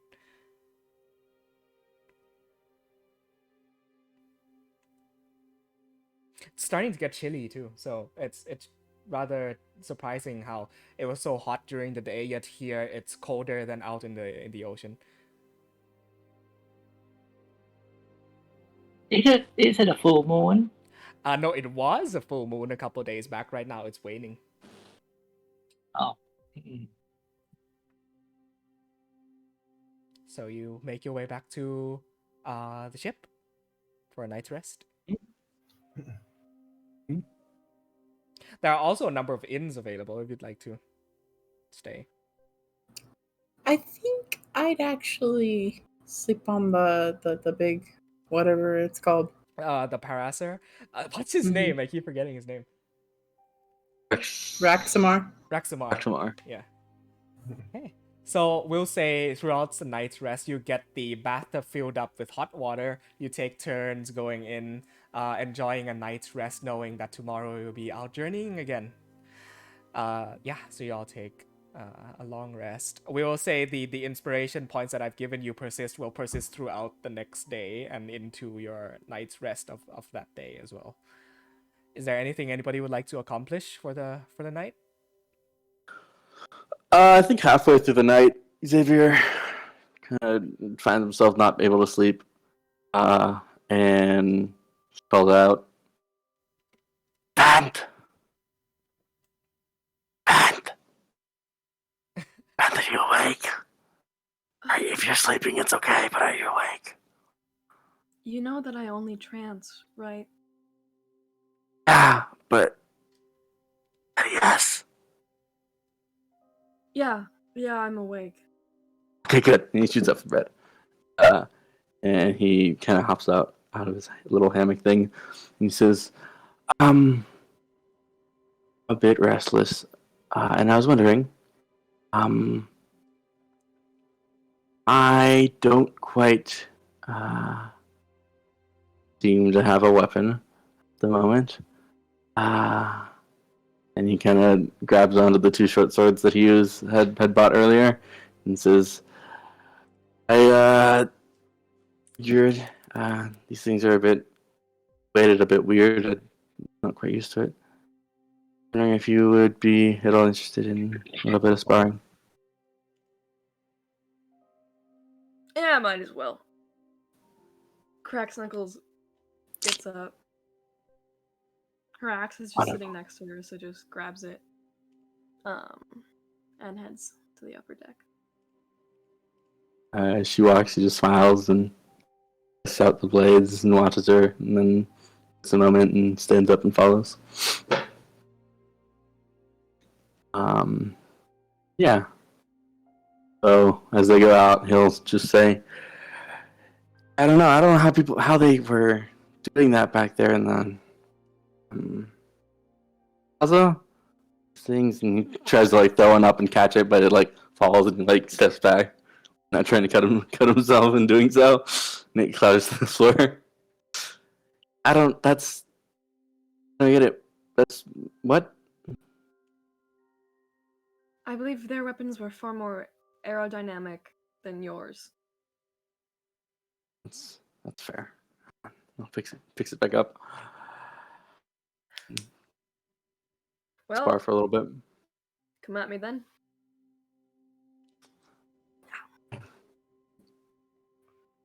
Goes in. Make attacks. Yeah. Make an attack roll. Okay. I need to add a short sword to my inventory because I haven't done that.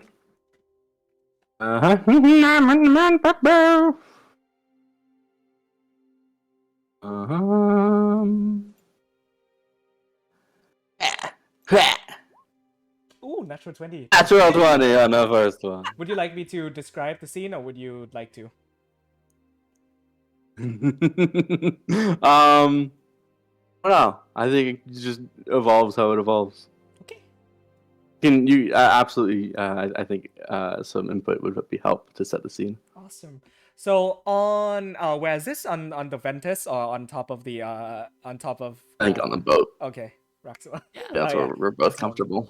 So the ship, neither of us are good with new things. yeah, gently sways as the two of you spar on top of the deck of the Ventus Ferrum, clashing with your weapons, great sword to short sword. Sparks fly throughout the night as it goes clink, clink, shink, clink. The first hit you come in with a speed that depends you don't quite expect him to be at, and a new series of attacks catches you off guard on the first wave of blows, since he's not using the usual, double-bladed scimitar. The second one, actually, you manage to catch and dodge, and you swing down with the blunt side of the greatsword and whack him on the torso, as he also gives you a good whack and slash on the arm as well. I don't think we're drawing any blood. That's Yeah. not the goal, but Yeah. we're using the blunt sides of the weapons. But Totally. some bruises. Am I using my greatsword? What am I using? Yeah, I'd probably be using a greatsword to be honest. Okay. See if this Another track round. will do. Yeah, sure. As he kind of brings down the two short swords, he goes, "So, this place is nice." And he steps back and she whacks him across like the side of the face. Keep your guard up. Yeah, okay. Dazes himself, shakes his head, and goes back into it. I realize I'm not proficient with short swords, so I would not have a +6. It would be a +3. Okay. You guys make another series of attacks. What? Okay.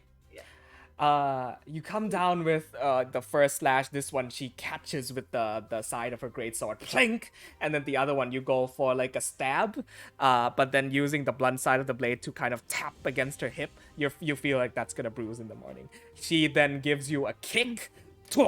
You tumble backwards slightly as she follows through with a wide swing.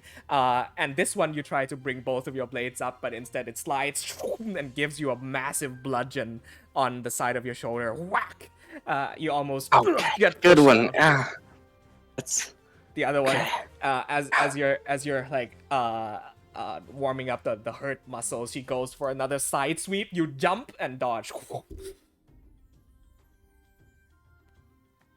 As they reset and like circle once more, Xavier is just like, "So, what do we think of the new kid?"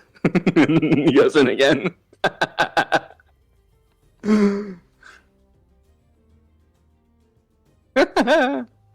I'm loving this, by the way. Oh man. The music's great. Yeah. I'm loving this track. The both of you talk as you exchange blows.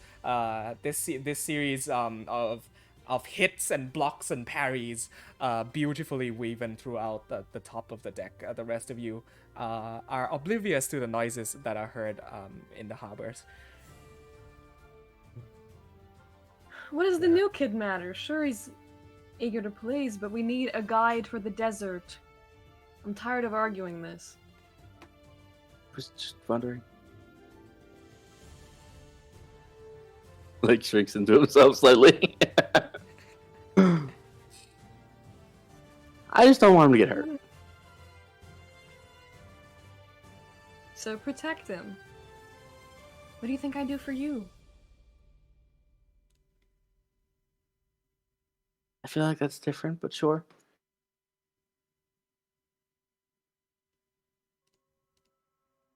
Look, we don't like him. We have 2 spare camels to send him home on.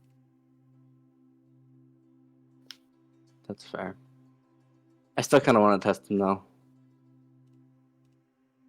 What are you planning for your test? Because I don't want our test to be the same.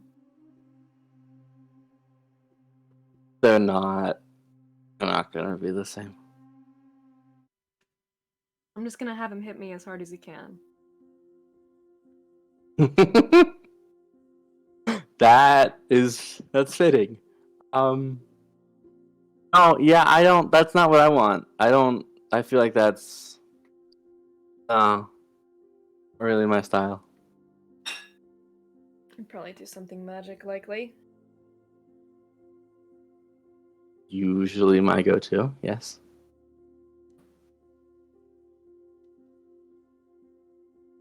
Well, then I'm sure it'll be fine. He'll likely pass. His grandfather said he's been training for however long. Yeah, He cannot likely. navigate these deserts alone. You're probably right. Well, hey, speaking of magic, I thought I could show you something.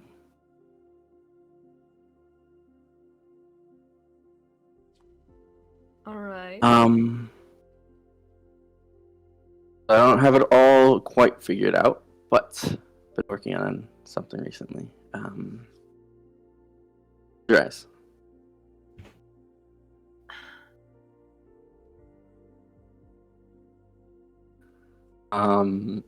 Xavier is going to look around and with his hands weave out a little image before him, almost like a platelet that spins and moves around him.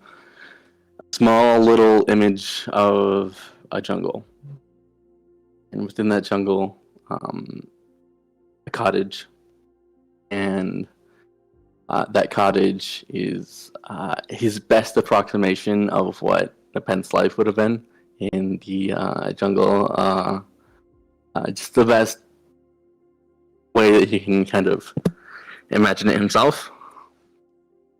As he tweaks it slightly, having already worked on this, he tweaks it a little bit and changes some details in the moment to make it better. Grabs a hold of it and expands it. And using hallucinatory terrain is going to form that image all the way around them. Oh, thank you. As much as Roddy's face. And as he does so, he says, "Right, I think that's good." Can I open my eyes now? No, that's just one of the trees. Yeah, okay. Trees. It just feels and looks like you're in the jungle. You hear the chirps of birds and stuff, and distant shuffling of some creature rushing through the jungle beyond.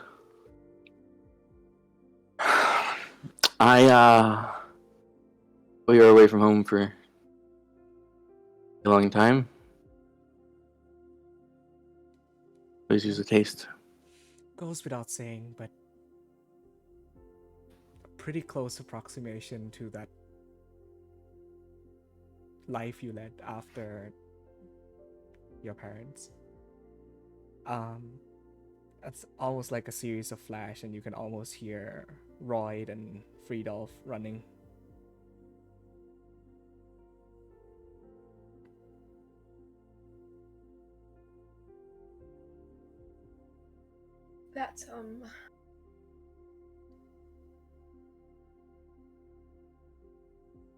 That's very kind of you, Xavier. Did you bad? So I hope this doesn't bring up any bad memories. No. Just,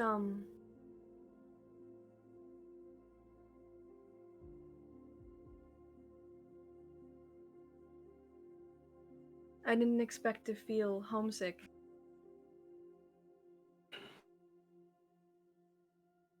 Yeah, been thinking about it, and I felt like I wish I could be home sometimes. You know, the ship's great, and you guys are all great, but felt everyone could use a bit of home.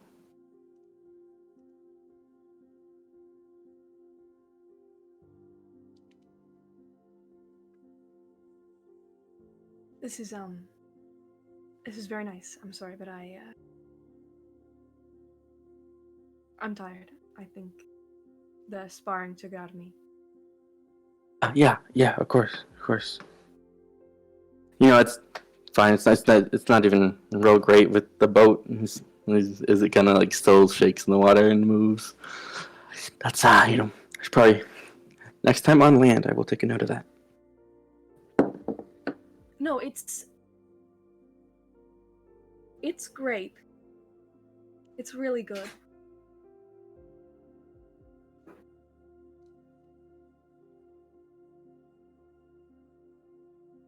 I just...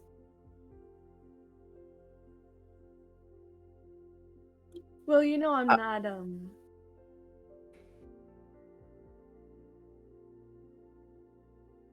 I just wasn't ready to see it again. Just yet. Yeah. I'm sorry. I just the other night when you told me of this lady of grief, and her taking your memories, and I saw it affect you. So, but you might want to hold on to one more, a little tighter.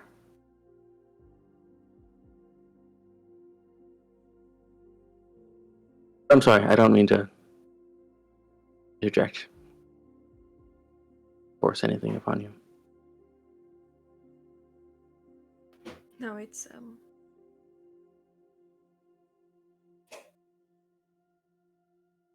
I should be ready for it. And maybe this will help. Good night, Savior. As the image fades and the both of you parts ways, even after the illusion goes away, after it's 10 minutes, you close your eyes and almost this painterly pastel image of the village that you stayed in forms over your mind, and a series of like almost painting like images of children running by Friedolf, Royd, laughing, fighting with their stick swords.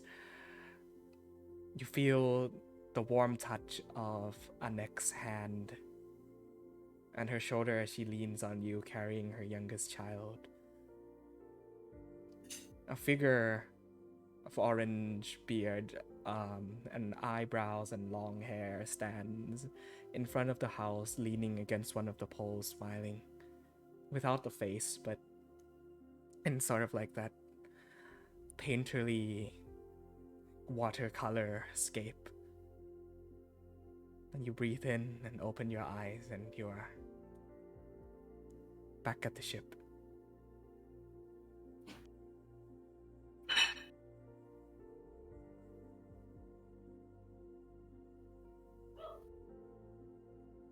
Oh, I miss you. The night progresses. Good sleep comes to all of you. Yeah, go ahead. I just want to do a quick thing. I'm going to try to do some herbalism crafting, see if I can finish up the potion I'm working on. Go ahead and I roll level 15 here, that'd be nice. No. We'll do one more. Yes, as the moon moves through the night sky and the sun rises. Yeah? I was just gonna say one last thing. Go ahead. As an event disappears, Xavier kind of sighs, and as she kind of disappears below decks, he waits a moment and just like does that thing where he kind of like hits himself on the floor and is like, stupid, stupid, stupid, stupid, stupid. He looks around and he just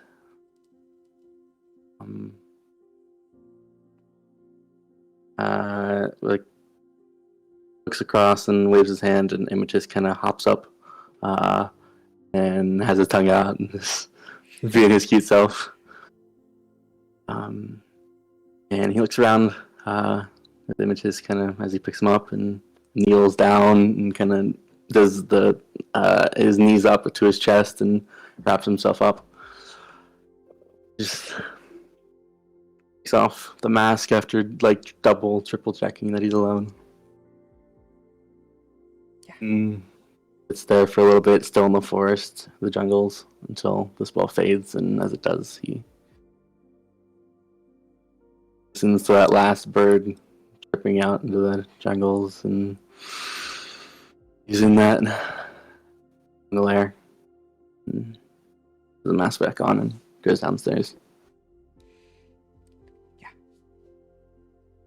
With that, we are going to take a short break. Be back in 5 to 10 minutes, and we are all good to continue for another hour. Golf, Lara? Oh, longer. Yes, please. Okay. Alrighty. Alright, let's go on break. Yay.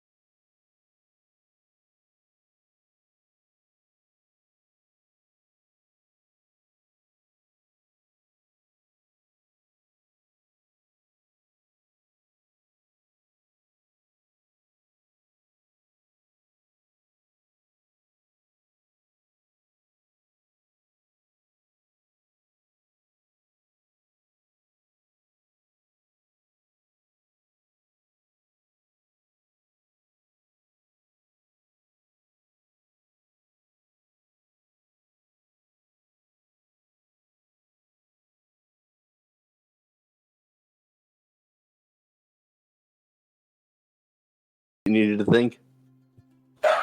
I actually took them to speed eat a chicken tender and coleslaw. So What? Hey. That's so fast.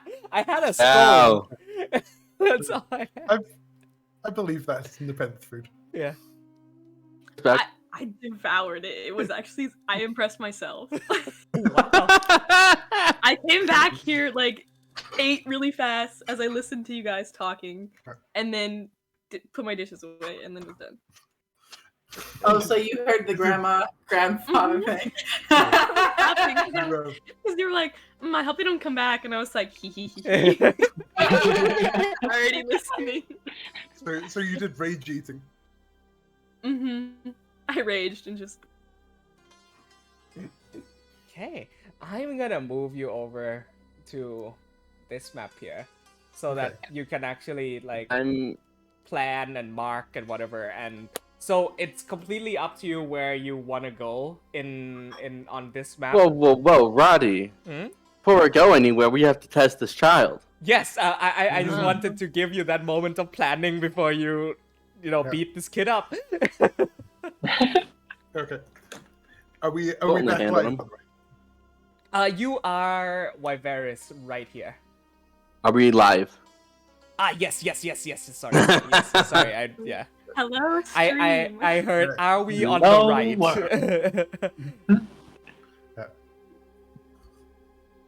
Okay. So I actually have a plan. I just wanted to add a detail, which is that Ness gets up super early the next morning, and then goes exploring the bazaar.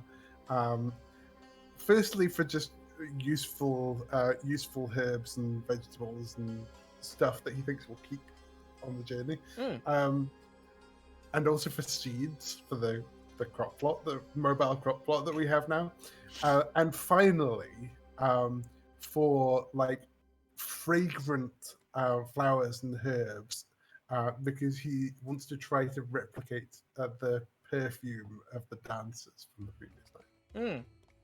Certainly. Can I accompany as well? Yeah, you bring Bird Boy along with you. Easily done. I won't need a check for this because the bazaar and the marketplace generally in that area is bustling. Whoa. Yeah, and you're able to procure everything you need. Just give me like a list, and I'll send you the prices for each. It shouldn't be too expensive at all. It was literally just that. No specifics, but just just put it down. So we'll say you spend a total of combined, we'll say 80 silver pieces. Easily done. Out of just curiosity, does Ness know how to make anything other than healing potions? Like herbalism? You would have seen him make antitoxin, incense, perfume, and healer's kits as well. Cool. Yeah, easily acquired. And you make your way back to Raxamar? Yes. Is there anything that Akil wants? I don't think he wants anything in particular. I didn't want to bother other people very much. Very nostalgic, first of all, Akil. It's like walking through, those morning markets that maybe you accompany your grandparents out when you were a child. It's like that again, and you're just reliving those memories. You've never been here, but like the market structure of the bazaar and the plaza are all very resemble the markets in Dendolith and where you grew up. Actually, I was gonna ask this. Can I hold your hand? Yeah. I mean, I don't want to get lost. I like the scenery here, but I can be quite absent-minded. I can't hear you very well, Golf. I think your voice is cutting out. Oh, I'm sorry. I'm just saying. Can I hold your hand because I can be quite absent-minded sometimes, and wander off somewhere. So I'm worried that I would be lost. Yeah. You stay close to me, and you don't necessarily have to hold my hand, but you can if you like. Okay. I will make sure he doesn't get lost. Ness also Hopefully. does, so you never get a face.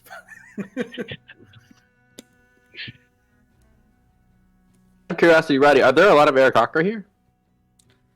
Surprisingly, no. Wondering.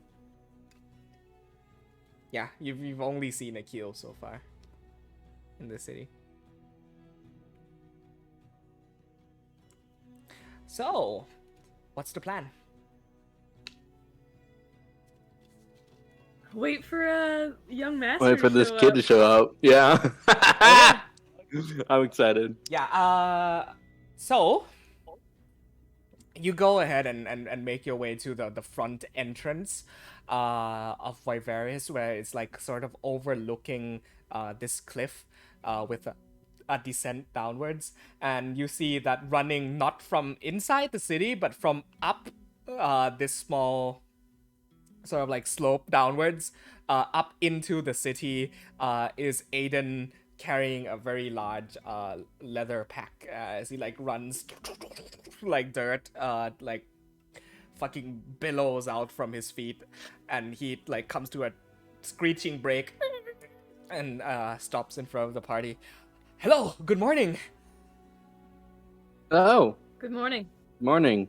So Hi. where are we heading to first, or is there any matter of business that we still have to get to? And it does like air punches. There's some things that must be done first. Certainly, I am your humble servant, Master's Noseambar? Yeah, sure. What's that mean, by the way? Don't speak Elvish. No, I don't.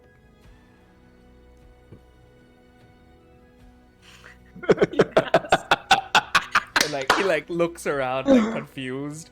It's no matter. Okay, first task. Hit me as hard as you can. You see, he like. Sorry, excuse me. You heard me. Hit me as hard as you can. So like with my fists, Uh-huh. as hard as I can. Trust me. I can take it. Like looks to the rest of you as to like, really? Like, why are you hesitating? What's wrong with you? She does that sort of like subtle flex where like you cross your arms and just He walks Go on. up to you, and he goes, "Oh, okay.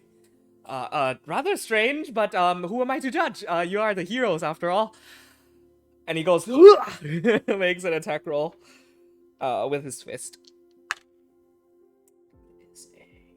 Wait, let me get his sheet. 16? that doesn't hit. Oh. But I mean, I'm not like trying to dodge Okay. April, because I want him to hit me. While he does this, make an insight check. I would have advantage at the very least, right? Yeah. I mean, Can I roll inside as well? yeah. What's some good? Like, this would be nice, probably. Want to use my inspiration.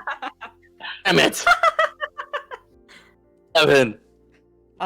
You catch as like he extends his fist outwards, like head bent down, like a blush almost as he like looks around nervously, pulls his fist back and said, "That didn't hurt you at all?" No. Why don't you go ahead and try it again? Shakes his fist, cracks, backs up a few steps, and he said, "You sure you can take this?" Xavier audibly laughs. Are you sure you can hit me? And you watch as the intense face relaxes. His muscles kind of flex up and relaxes with the exhale. His linen-covered fist pulls back into a stance, closes his eyes, and then suddenly, boom, his body ignites in fire. His fire genasi blood igniting in this combustion of energy. His eyes open up glowing orange, and his wild red-orange hair stands up almost like burning fire atop his head. Did you just put a Super Saiyan in our fucking campaign, Rowdy? Not intentionally. I found a really cool intentionally. I found a really cool art of a of a fire genasi monk, and I'm like, that's gonna be an NPC. And with his fist pulled back, he punches forward, and from it a blast of fire in the shape of a fist comes out, roaring, and is going to let me use my good dice. Make him a Super Saiyan. I just used the class and the subclass that is the Super Saiyan subclass. Sun Soul Monk, man.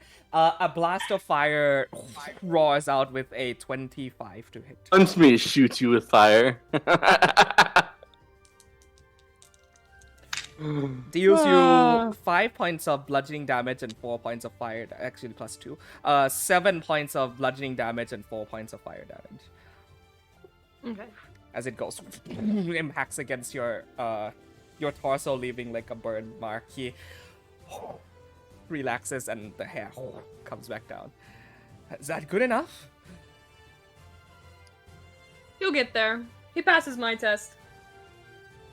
And like this like huge smile just washes across his face. I just realized that my test is way meaner than I initially intended it to be, but I'm not changing it. I have a feeling. Should I go first or you go first, Xavier? I think you should go first. Okay, this is quite simple. Are you confident in your speed? Certainly, it's one of the things I'm most confident in. Well, it's gonna be a race. I'm gonna take off my bow and arrow and just prepare to shoot to the air and explain the rule. You just have to race against me who's gonna catch the arrow first. I will not fly to the air, but I'm gonna use the ground, but I'm gonna fly. That's very interesting. Okay. Yeah. Let's make an opposed athletics or acrobatics, your choice. He's going to do acrobatics. He has a +4.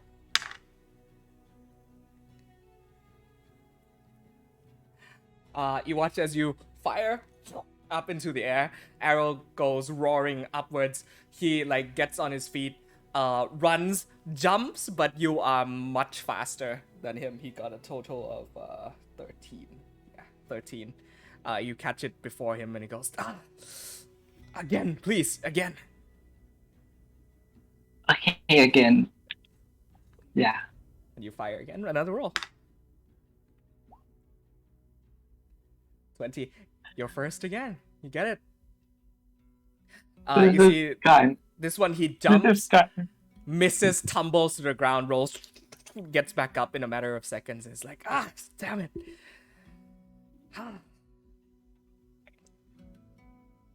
This is kind of disappointing, but I think you did well enough. One last time? No. Oh, okay. I'm sorry. You're certainly faster than some of us. Don't take it to heart. Yeah. I won't. Xavier like kind of like whispered like things to himself, just like I could have got that.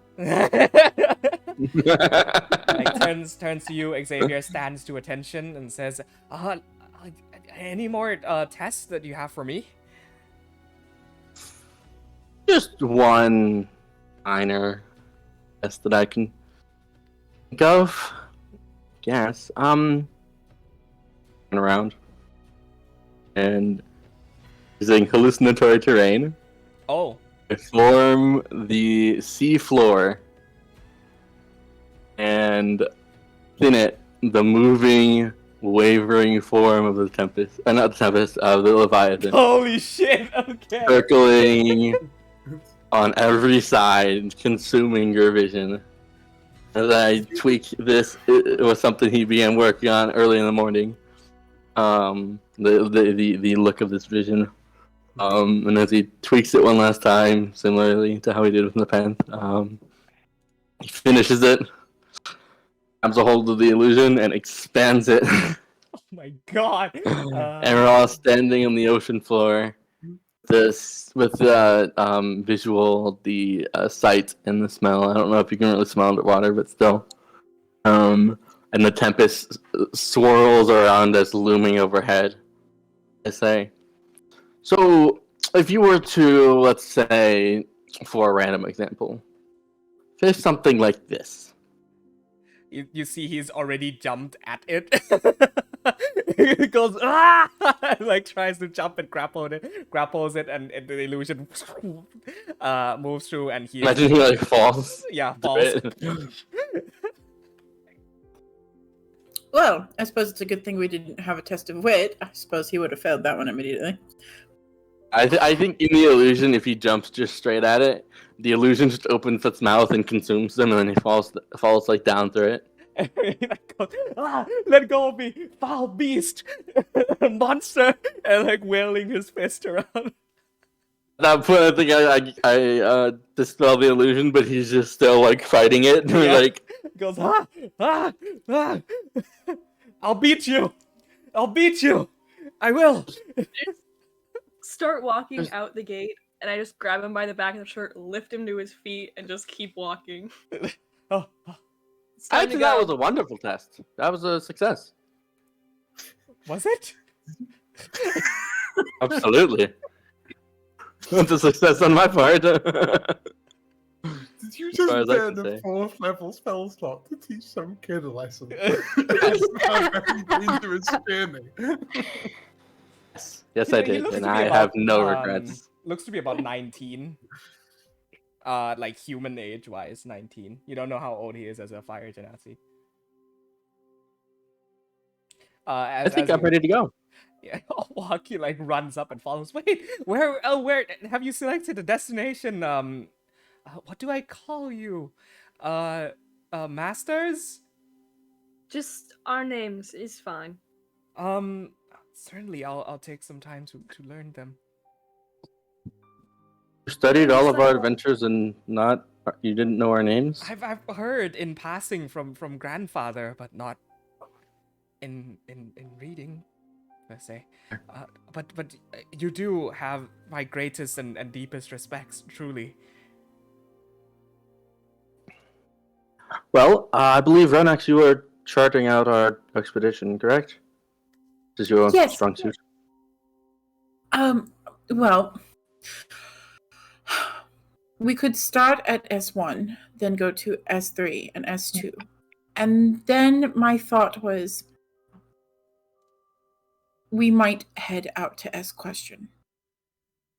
However, that is entirely up to you all. We could go directly from S2 to S0. I believe starting out with the safest route initially, and then going to more difficult places would be best.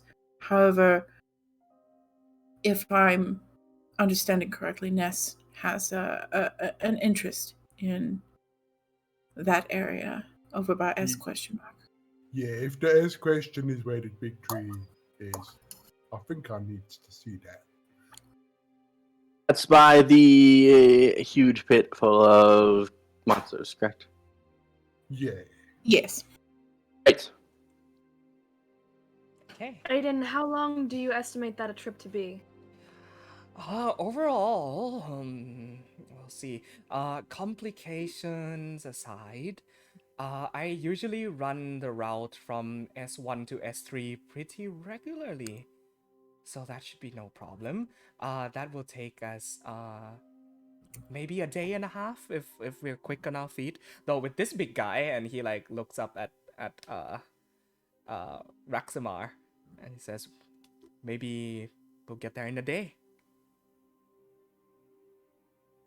But we won't be anywhere near the descent by the next full moon, correct? He sort of like looks at the sky and like counts. You'll have to pardon me. I'm not too aware of how much time it takes to get to the descent, but it might be cutting it pretty close if you're talking about the next full moon.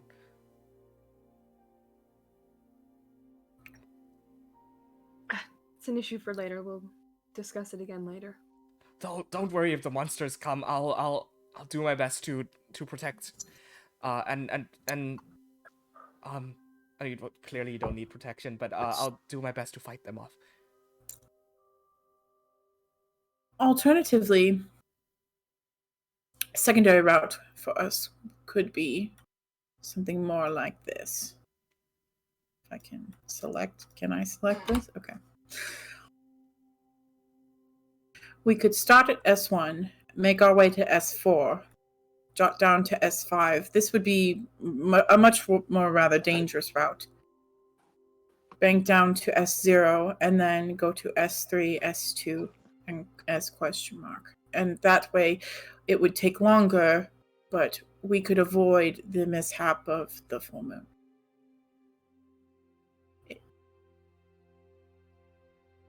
I mean the mishap of the full moon. I don't think it's wise to be sitting next to a pit full of monsters on a full moon. Yeah. Especially in the dead of summer.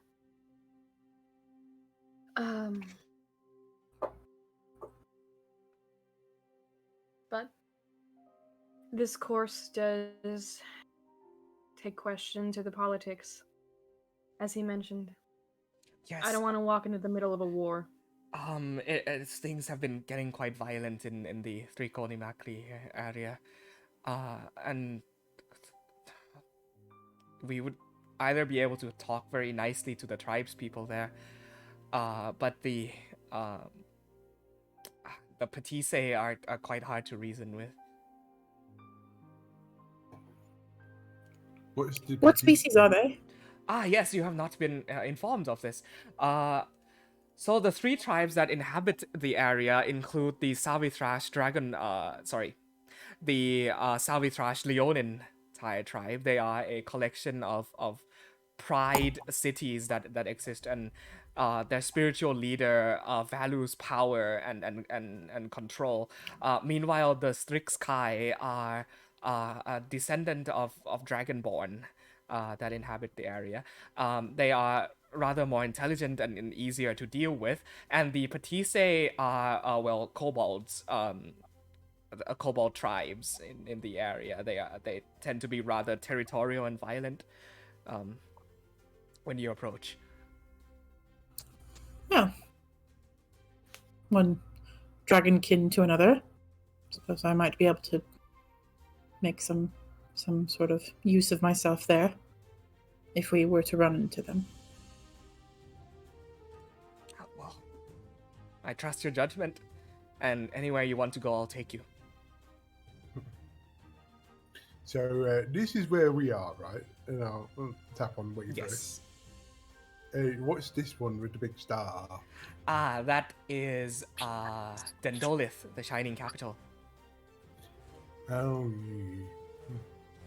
In fact, if you look rather closely, you should be able to. And he points in the southward direction, and you watch as if a burning star in the middle of the day, the brightest star in the sky, illuminates a certain area and sparks like a lighthouse. Like even though it's so far down, like looking at one of the brightest stars in the night sky, it shines brilliantly in the desert.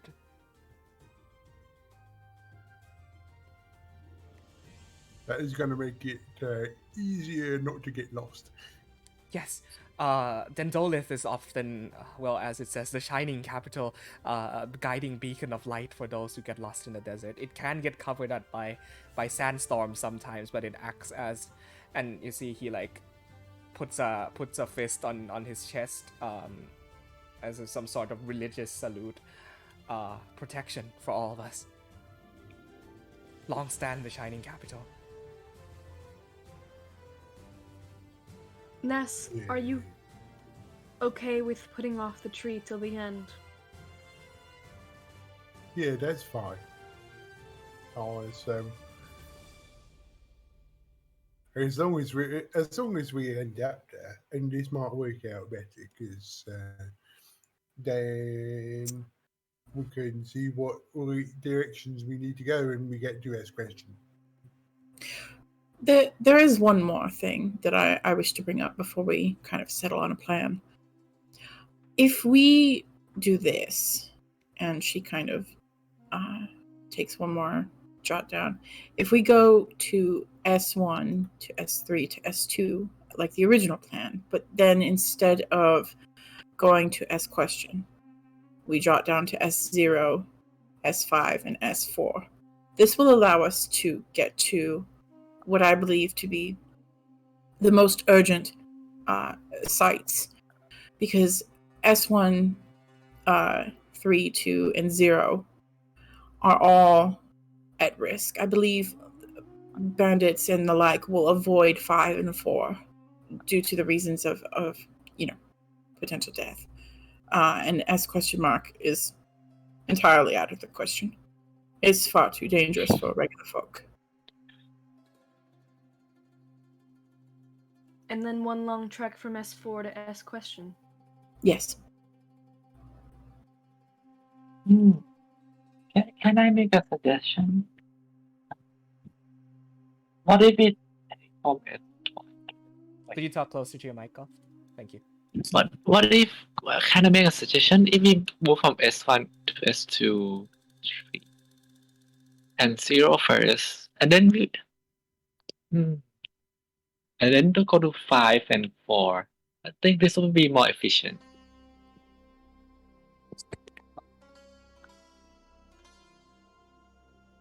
Wouldn't that be skipping out on the one that we need to go to for Ness?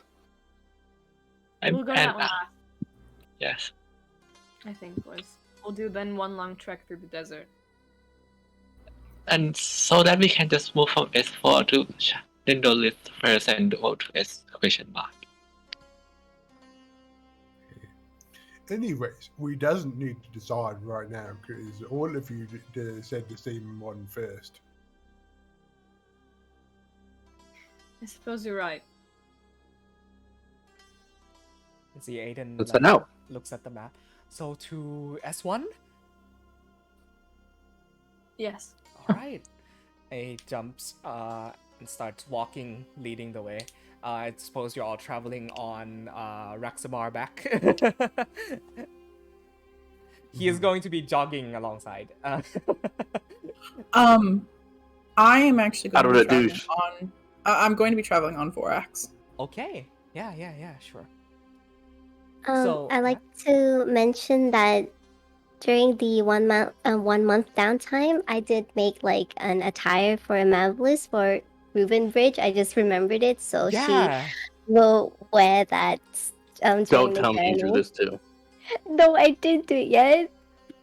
You did describe it before we head out to sea, I think.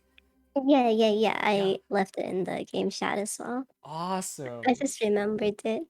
You did in game chat? Yep.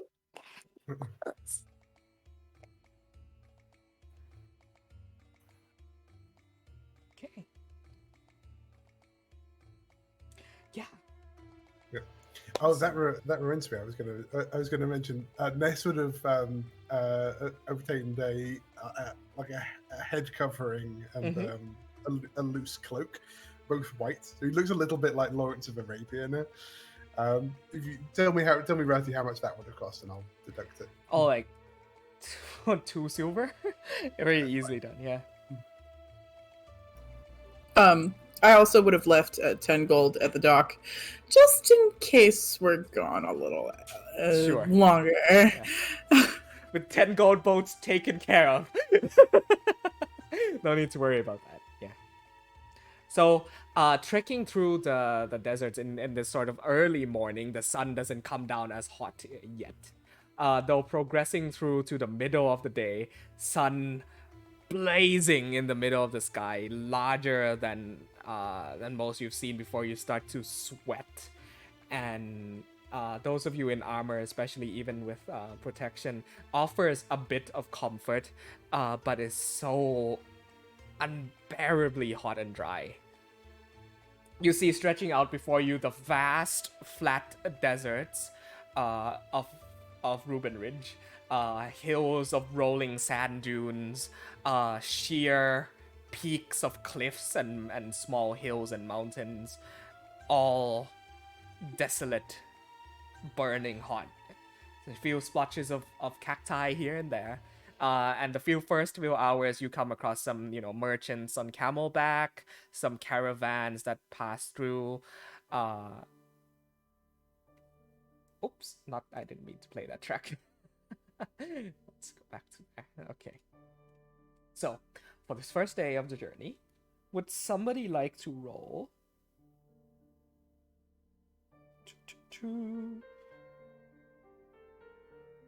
A D8 for me.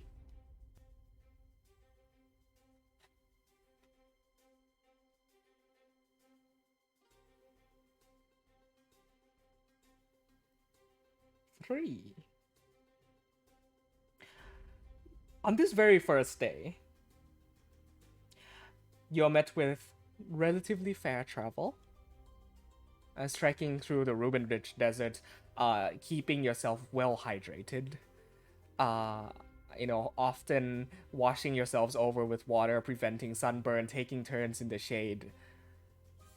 Until kind of the midday point. Around noon, you are met with an intense heat wave. I need everybody to make a Constitution saving throw.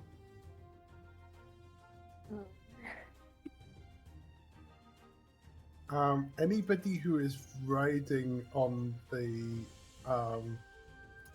who's riding up on the Paraceratherium close to Ness might get a +3. This is terrible. This is only a 6. Wonderful. Let's see. So good at these. It's Me and very Ness I am cinematically pretty good at accurate. these.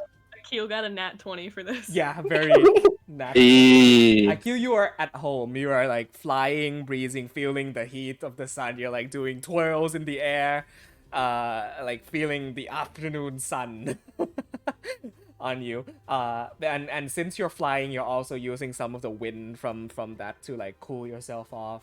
Nepenthe, Ness, and Amabilis. So like the 3 most fitting people for this to happen to. You take 4 points of fire damage as you are sunburned. Oh. Goodness. You feel so incredibly tired and worn out. You sweat profusely, feeling your clothes damp against your body. Your skin blisters and heats and dries. Your lips crack. Terrible. The idea of a sunburnt dragonborn just makes me sad. Oh, no. But I'm not- Ronak succeeded. I'm It's fine. Ness, I heard the Amabilis, wrong and- name. And, Had the wrong name. Nepenthe. Yeah. Bad. Yeah, I'm a fire dragonborn, man. I know. If you had failed, that would make me sad. Yeah. Well, you would have had resistance against the fire damage from the heat as well. So progressing into the evening, eventually the heat wave passes. And the journey through to the sort of late evening Paraceratherium, wandering through the deserts. Who would be, I guess, Ness. Ness, make a perception check for me. And I guess Akil as well. Ness and Akil. Natural 20. Nice. Natural 20. Natural 1. Wow. Akil, you catch sand in your eyes and it stings, and you sort of forgot. You have to be careful of that. Ness, you look up ahead about 2 or 3 miles, and you see this series of sandstone ruins. You see like a dome-like structure bent over to one side, collapsed in some parts.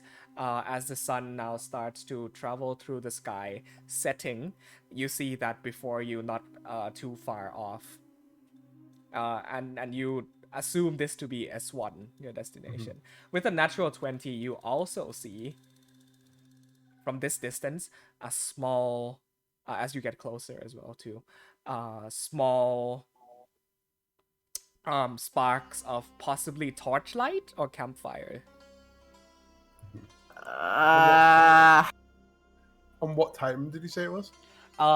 Coming into late evening now, so probably 6. Is this at the end of our day's travel? Yes. Okay. Is this the sort of situation where we could push on and make it like? Definitely, yes. If all right, I'll tell everybody that I think I see the thing, the S1.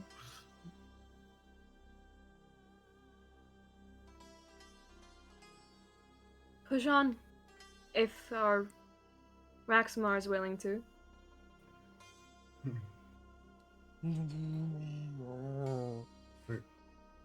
Seems content. Alright. So you push on even after the sun sets, a cold breeze blows through. Those of you who failed the first set of constitution saving throws, so Ness, not Ronax, Ness, Nepenthe, and Amabilis, I need you to make a second set of constitution saving throws. Oh. Do better. Oh. It is better. That's a 60. Can I, if I saw them get sunburned, can I like give them my ointment that made from cactus and sand? That would help, yeah. You do have that with you. So I'll say that gives them advantage. So Amabilis, you already rolled with advantage, sadly. You rolled 2 5s. However, Nepenthe, you can roll 1 more as well. Ness, you succeed, so no need to roll 1 more. 25. Okay, sadly, even with applied ointment, your small kitten is laid absolutely sunburned and scorched on top of the platform. Like, you swear for a moment that you see, your clan mother skipping by atop the sky with her felis kittens.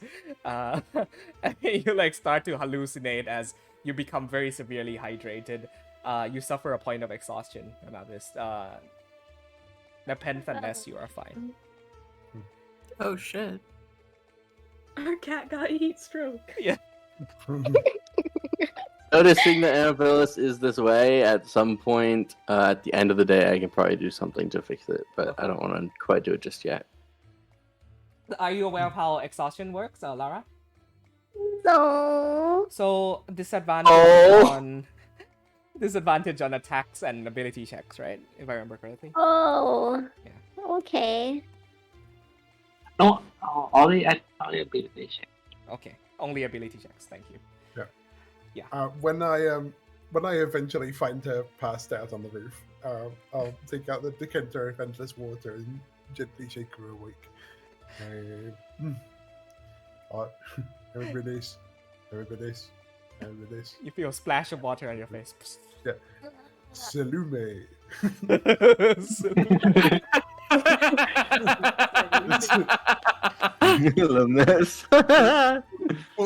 Fortunately, that's the 1 gallon one, and not the 30 gallon one. It's a gallon of water on you while you pass out. Yeah, it's pretty bad on your end, Amabilis. The fur doesn't help. That was very helpfulness. You're welcome. Her face is just, her fur is just dragging as she just sits there. You need to take a bath. Yeah, so describe what's going on here. Are we pushing onto the night, as in you're gonna get right up close to S1, or you're gonna stop a few like 100 couple feet away from it? Yeah, I think we're trying to make it to the torchlight so that we don't have to, make camp by ourselves in the desert. Okay. Yeah. Oh boy. A few, let's say, maybe an hour passes as you now close that distance and come up to S1. Huge ruins, by the way. Ronax, you start taking this in, like sort of like the collapsed dome structure tilted to one side. You see towers that have collapsed into themselves. Truly a great archaeological find. Aiden says, in S1, largely has already been excavated, though if you wanted to make your way in and look at some of the writings on walls and see if there's anything else you could find that we may have missed, that would be also good. I'm just gonna lay on hands to take off that fire damage, and anybody else who needs that as well, I can do the same. Okay. So Nepenthe and Mabus, do you want 4 points of healing back for the sunburn? Yay! I'm full HP again. Thank you. I'm kind of sitting pretty. I'm okay. Okay, good. Okay. You now come right up to S1 as you look down and see these small tents that have been put up, campfire, torches, signs of activity, but no people there, oddly. Are we in this camp now? Have you all gotten down from Rexamar? Yeah, I think we go check it out. I'm just gonna stand. Well, yeah, I'm gonna get down as I approach, I'm gonna do a little divine sense. Okay, make divine sense. It's weird that there's no one here. Party-wide perception check. I'll make one for Aiden as well.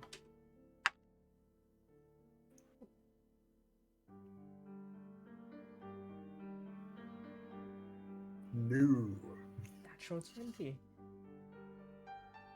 Yeah. 22, 90, natural 20, 7, 7.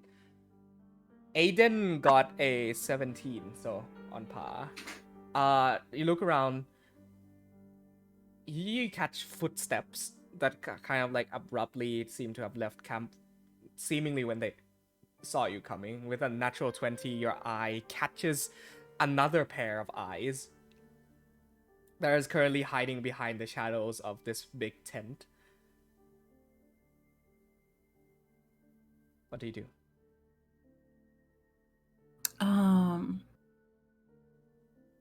What kind of eyes are they? They look reddish. Oh crap! It's the Banner Raiders. Pardon. We're not raiders. Figure steps out of the shadow. You see throwing like a small knife up and down. Fing, fing, catches out of the air. And 15 more emerge out of the shadows of the camps. They surround you. This figure that steps out of the shadow seems to be a red tiefling. Eyes kind of like this blackish red. And a... Let me check my list here. Thought it was a fire genasi. There we go. You see a half-orc, large, heavy muscles, adorning these like leathers and a scar over one eye. Muscles. And like a few other humans and lizard folk, tabaxi, the usual races, walk up. One of them You said you come here often, correct? Yeah. They weren't here I'm before. assuming these aren't familiar figures. You see, he narrows his eyes, catches one of them carrying a red banner, resting on one of the shoulders, and says, "They're the raiders we talked about. Might want to be on your feet." I call a half orc. How many we- of them could I? We're not here to cause harm unless harm is caused upon us. Yeah, looks I around. Yeah. I'm gonna just put one hand behind my back and wave it in a release some ash from it to cast scholarly inspiration. Okay. Or setting up. These people get a little too uncomfortably close before the tiefling holds up a hand. You shout towards the 1 second. Let's keep it at this track here. Okay. Tiefling holds a hand up, and they stop. As you shout towards the half orc, the tiefling looks back at you and says, "Do speak in a more proper tone towards Master Sark, will you? Well, no harm's gonna be done upon them other boys." And the raiders sort of chuckle and back off a few steps. "Oh, to whom do we owe the pleasure? You seem to be occupying our camp space, so you must understand the defenses that we've put up." I'm gonna turn around and I'm gonna look at Nepenthe, and I'm just gonna wink at her.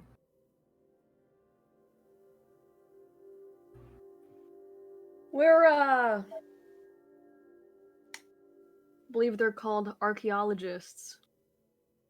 And that laughter kind of like disperses out among the crowd. I think Xavier would take the laughter, and that's when he would cast the inspiration.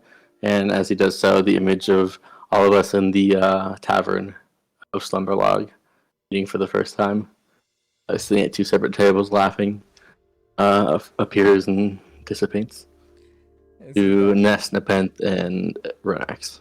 Awesome. Gain a point of not gain a point of inspiration. You get scholarly inspiration.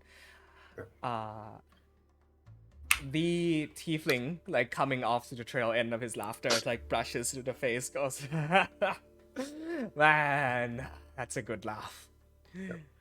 Noble, righteous, in pursuit of knowledge. So I assume you're here to excavate these ruins as well." Yeah, We- It's a those plan. some other people here that we knew, I think. Oh, the Cobalt Soul. We've already gotten this ruin transferred over to us, I'm afraid. Holds up a piece of paper. Transferred over. Might I see that? For a moment. Certainly. Walks up, hands it over to you. You see a like a piece of paper with a stamp on it, of like an eye and then a beacon behind it, denoting allowing their permission to explore and search the ruins of S1. I'm going to look back at everybody and kind of gauge what their facial expressions are. Ness Can is I make looking like at an insight check? Like, Yeah, make an insight check. Ness, go ahead. Ness is looking around this ring of people, trying to size them up, and he's also trying to decide which group of them he's going to hit with Entangle if this kicks off. Okay, so you see behind you are about 10 kind of more scrawny looking a series of like tabaxi, and you also see a hobgoblin among them, and half orcs. You see that the bulkier of the bunch seems to be confronting you face on in front, like the very large half orc, the tiefling. You see a few like large bulky lizard folk and dragonborn among them as well. Considering I have calligrapher's supplies, would I be able to assist Ronax in looking over the document and finding fallacies? I actually, Roy, if you'll just let me do this one thing really quick. As that is happening, Nepenthe, you difficult to read. This is a smug individual, and he knows how to talk. Chronax is going to turn around with the paper before giving a look at the tiefling. Just one moment, please. Let's look at it all And- you like. She walks up to Nepenthe and kind of stands at her side. It's quite a document, wouldn't you say? Yeah, it looks real official and everything. Mm-hmm. It certainly does. And she rips it in half. Oh shit! Okay, you go By ahead. the way, sorry, forgot to say, they're the archaeologists. I'm the muscle. See the laughter Okay. stops dead in their tracks. The tiefling I'm like, like- looks at you. Yeah, go ahead. Oh no, I'm just ready. Okay, ready and fine. You see the tiefling looks at you, serious expression on his face, and he says, I was trying to be diplomatic. You just had to make this difficult. Well, I was gonna give you free entrance anyway, but looks like that act of courtesy has run kind of dry, ain't it, boys? And you see the orcs like walk up, like knocking their own fists and says, well, even if you were to make your way in, I'm afraid everything's already been picked dry, my dear. I'm gonna shoot the tiefling. Oh boy! Make an attack roll. Hey, Aiden, you want to see how real heroes fight? Because you're about to. With Sea Serpent, a 14 misses, unfortunately. Really? Yeah. Misses? Oh. But don't wait, Uh-oh. but he already said it. You have Yep. inspiration. Oh wait, I have scholarly inspiration. Don't That I? Yeah. might make a difference. How much is it? Is it D6? Roy? You're muted. I'm muted. It's a D6. Yeah, add a d6. That will hit.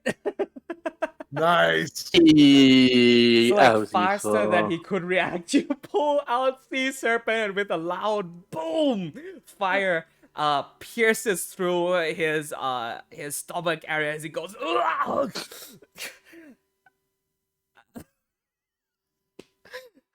hit points does he have? Allow me 1 second to check. Oh yeah, that does him in pretty well. He's still up, though he says, "Get them!"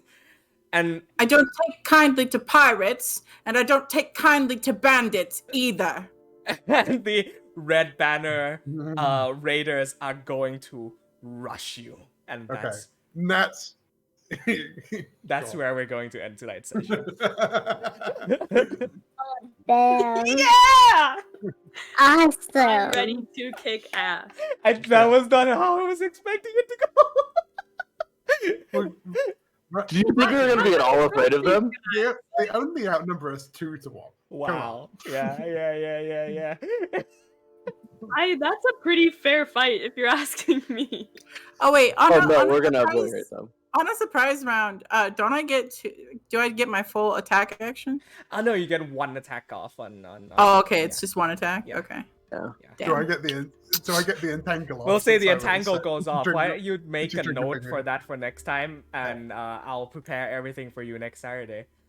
Alrighty, we'll pick up next week as the party fights the full force of the Red Banner Red Banner Raiders. I was called the Bandits. They are an official organization, by the way. They're just very shitty people. And we'll see how that picks up next time. We'll see you guys next week. Thank you for joining. Hey. Thanks for tuning in. Bye bye. Bye. Bye.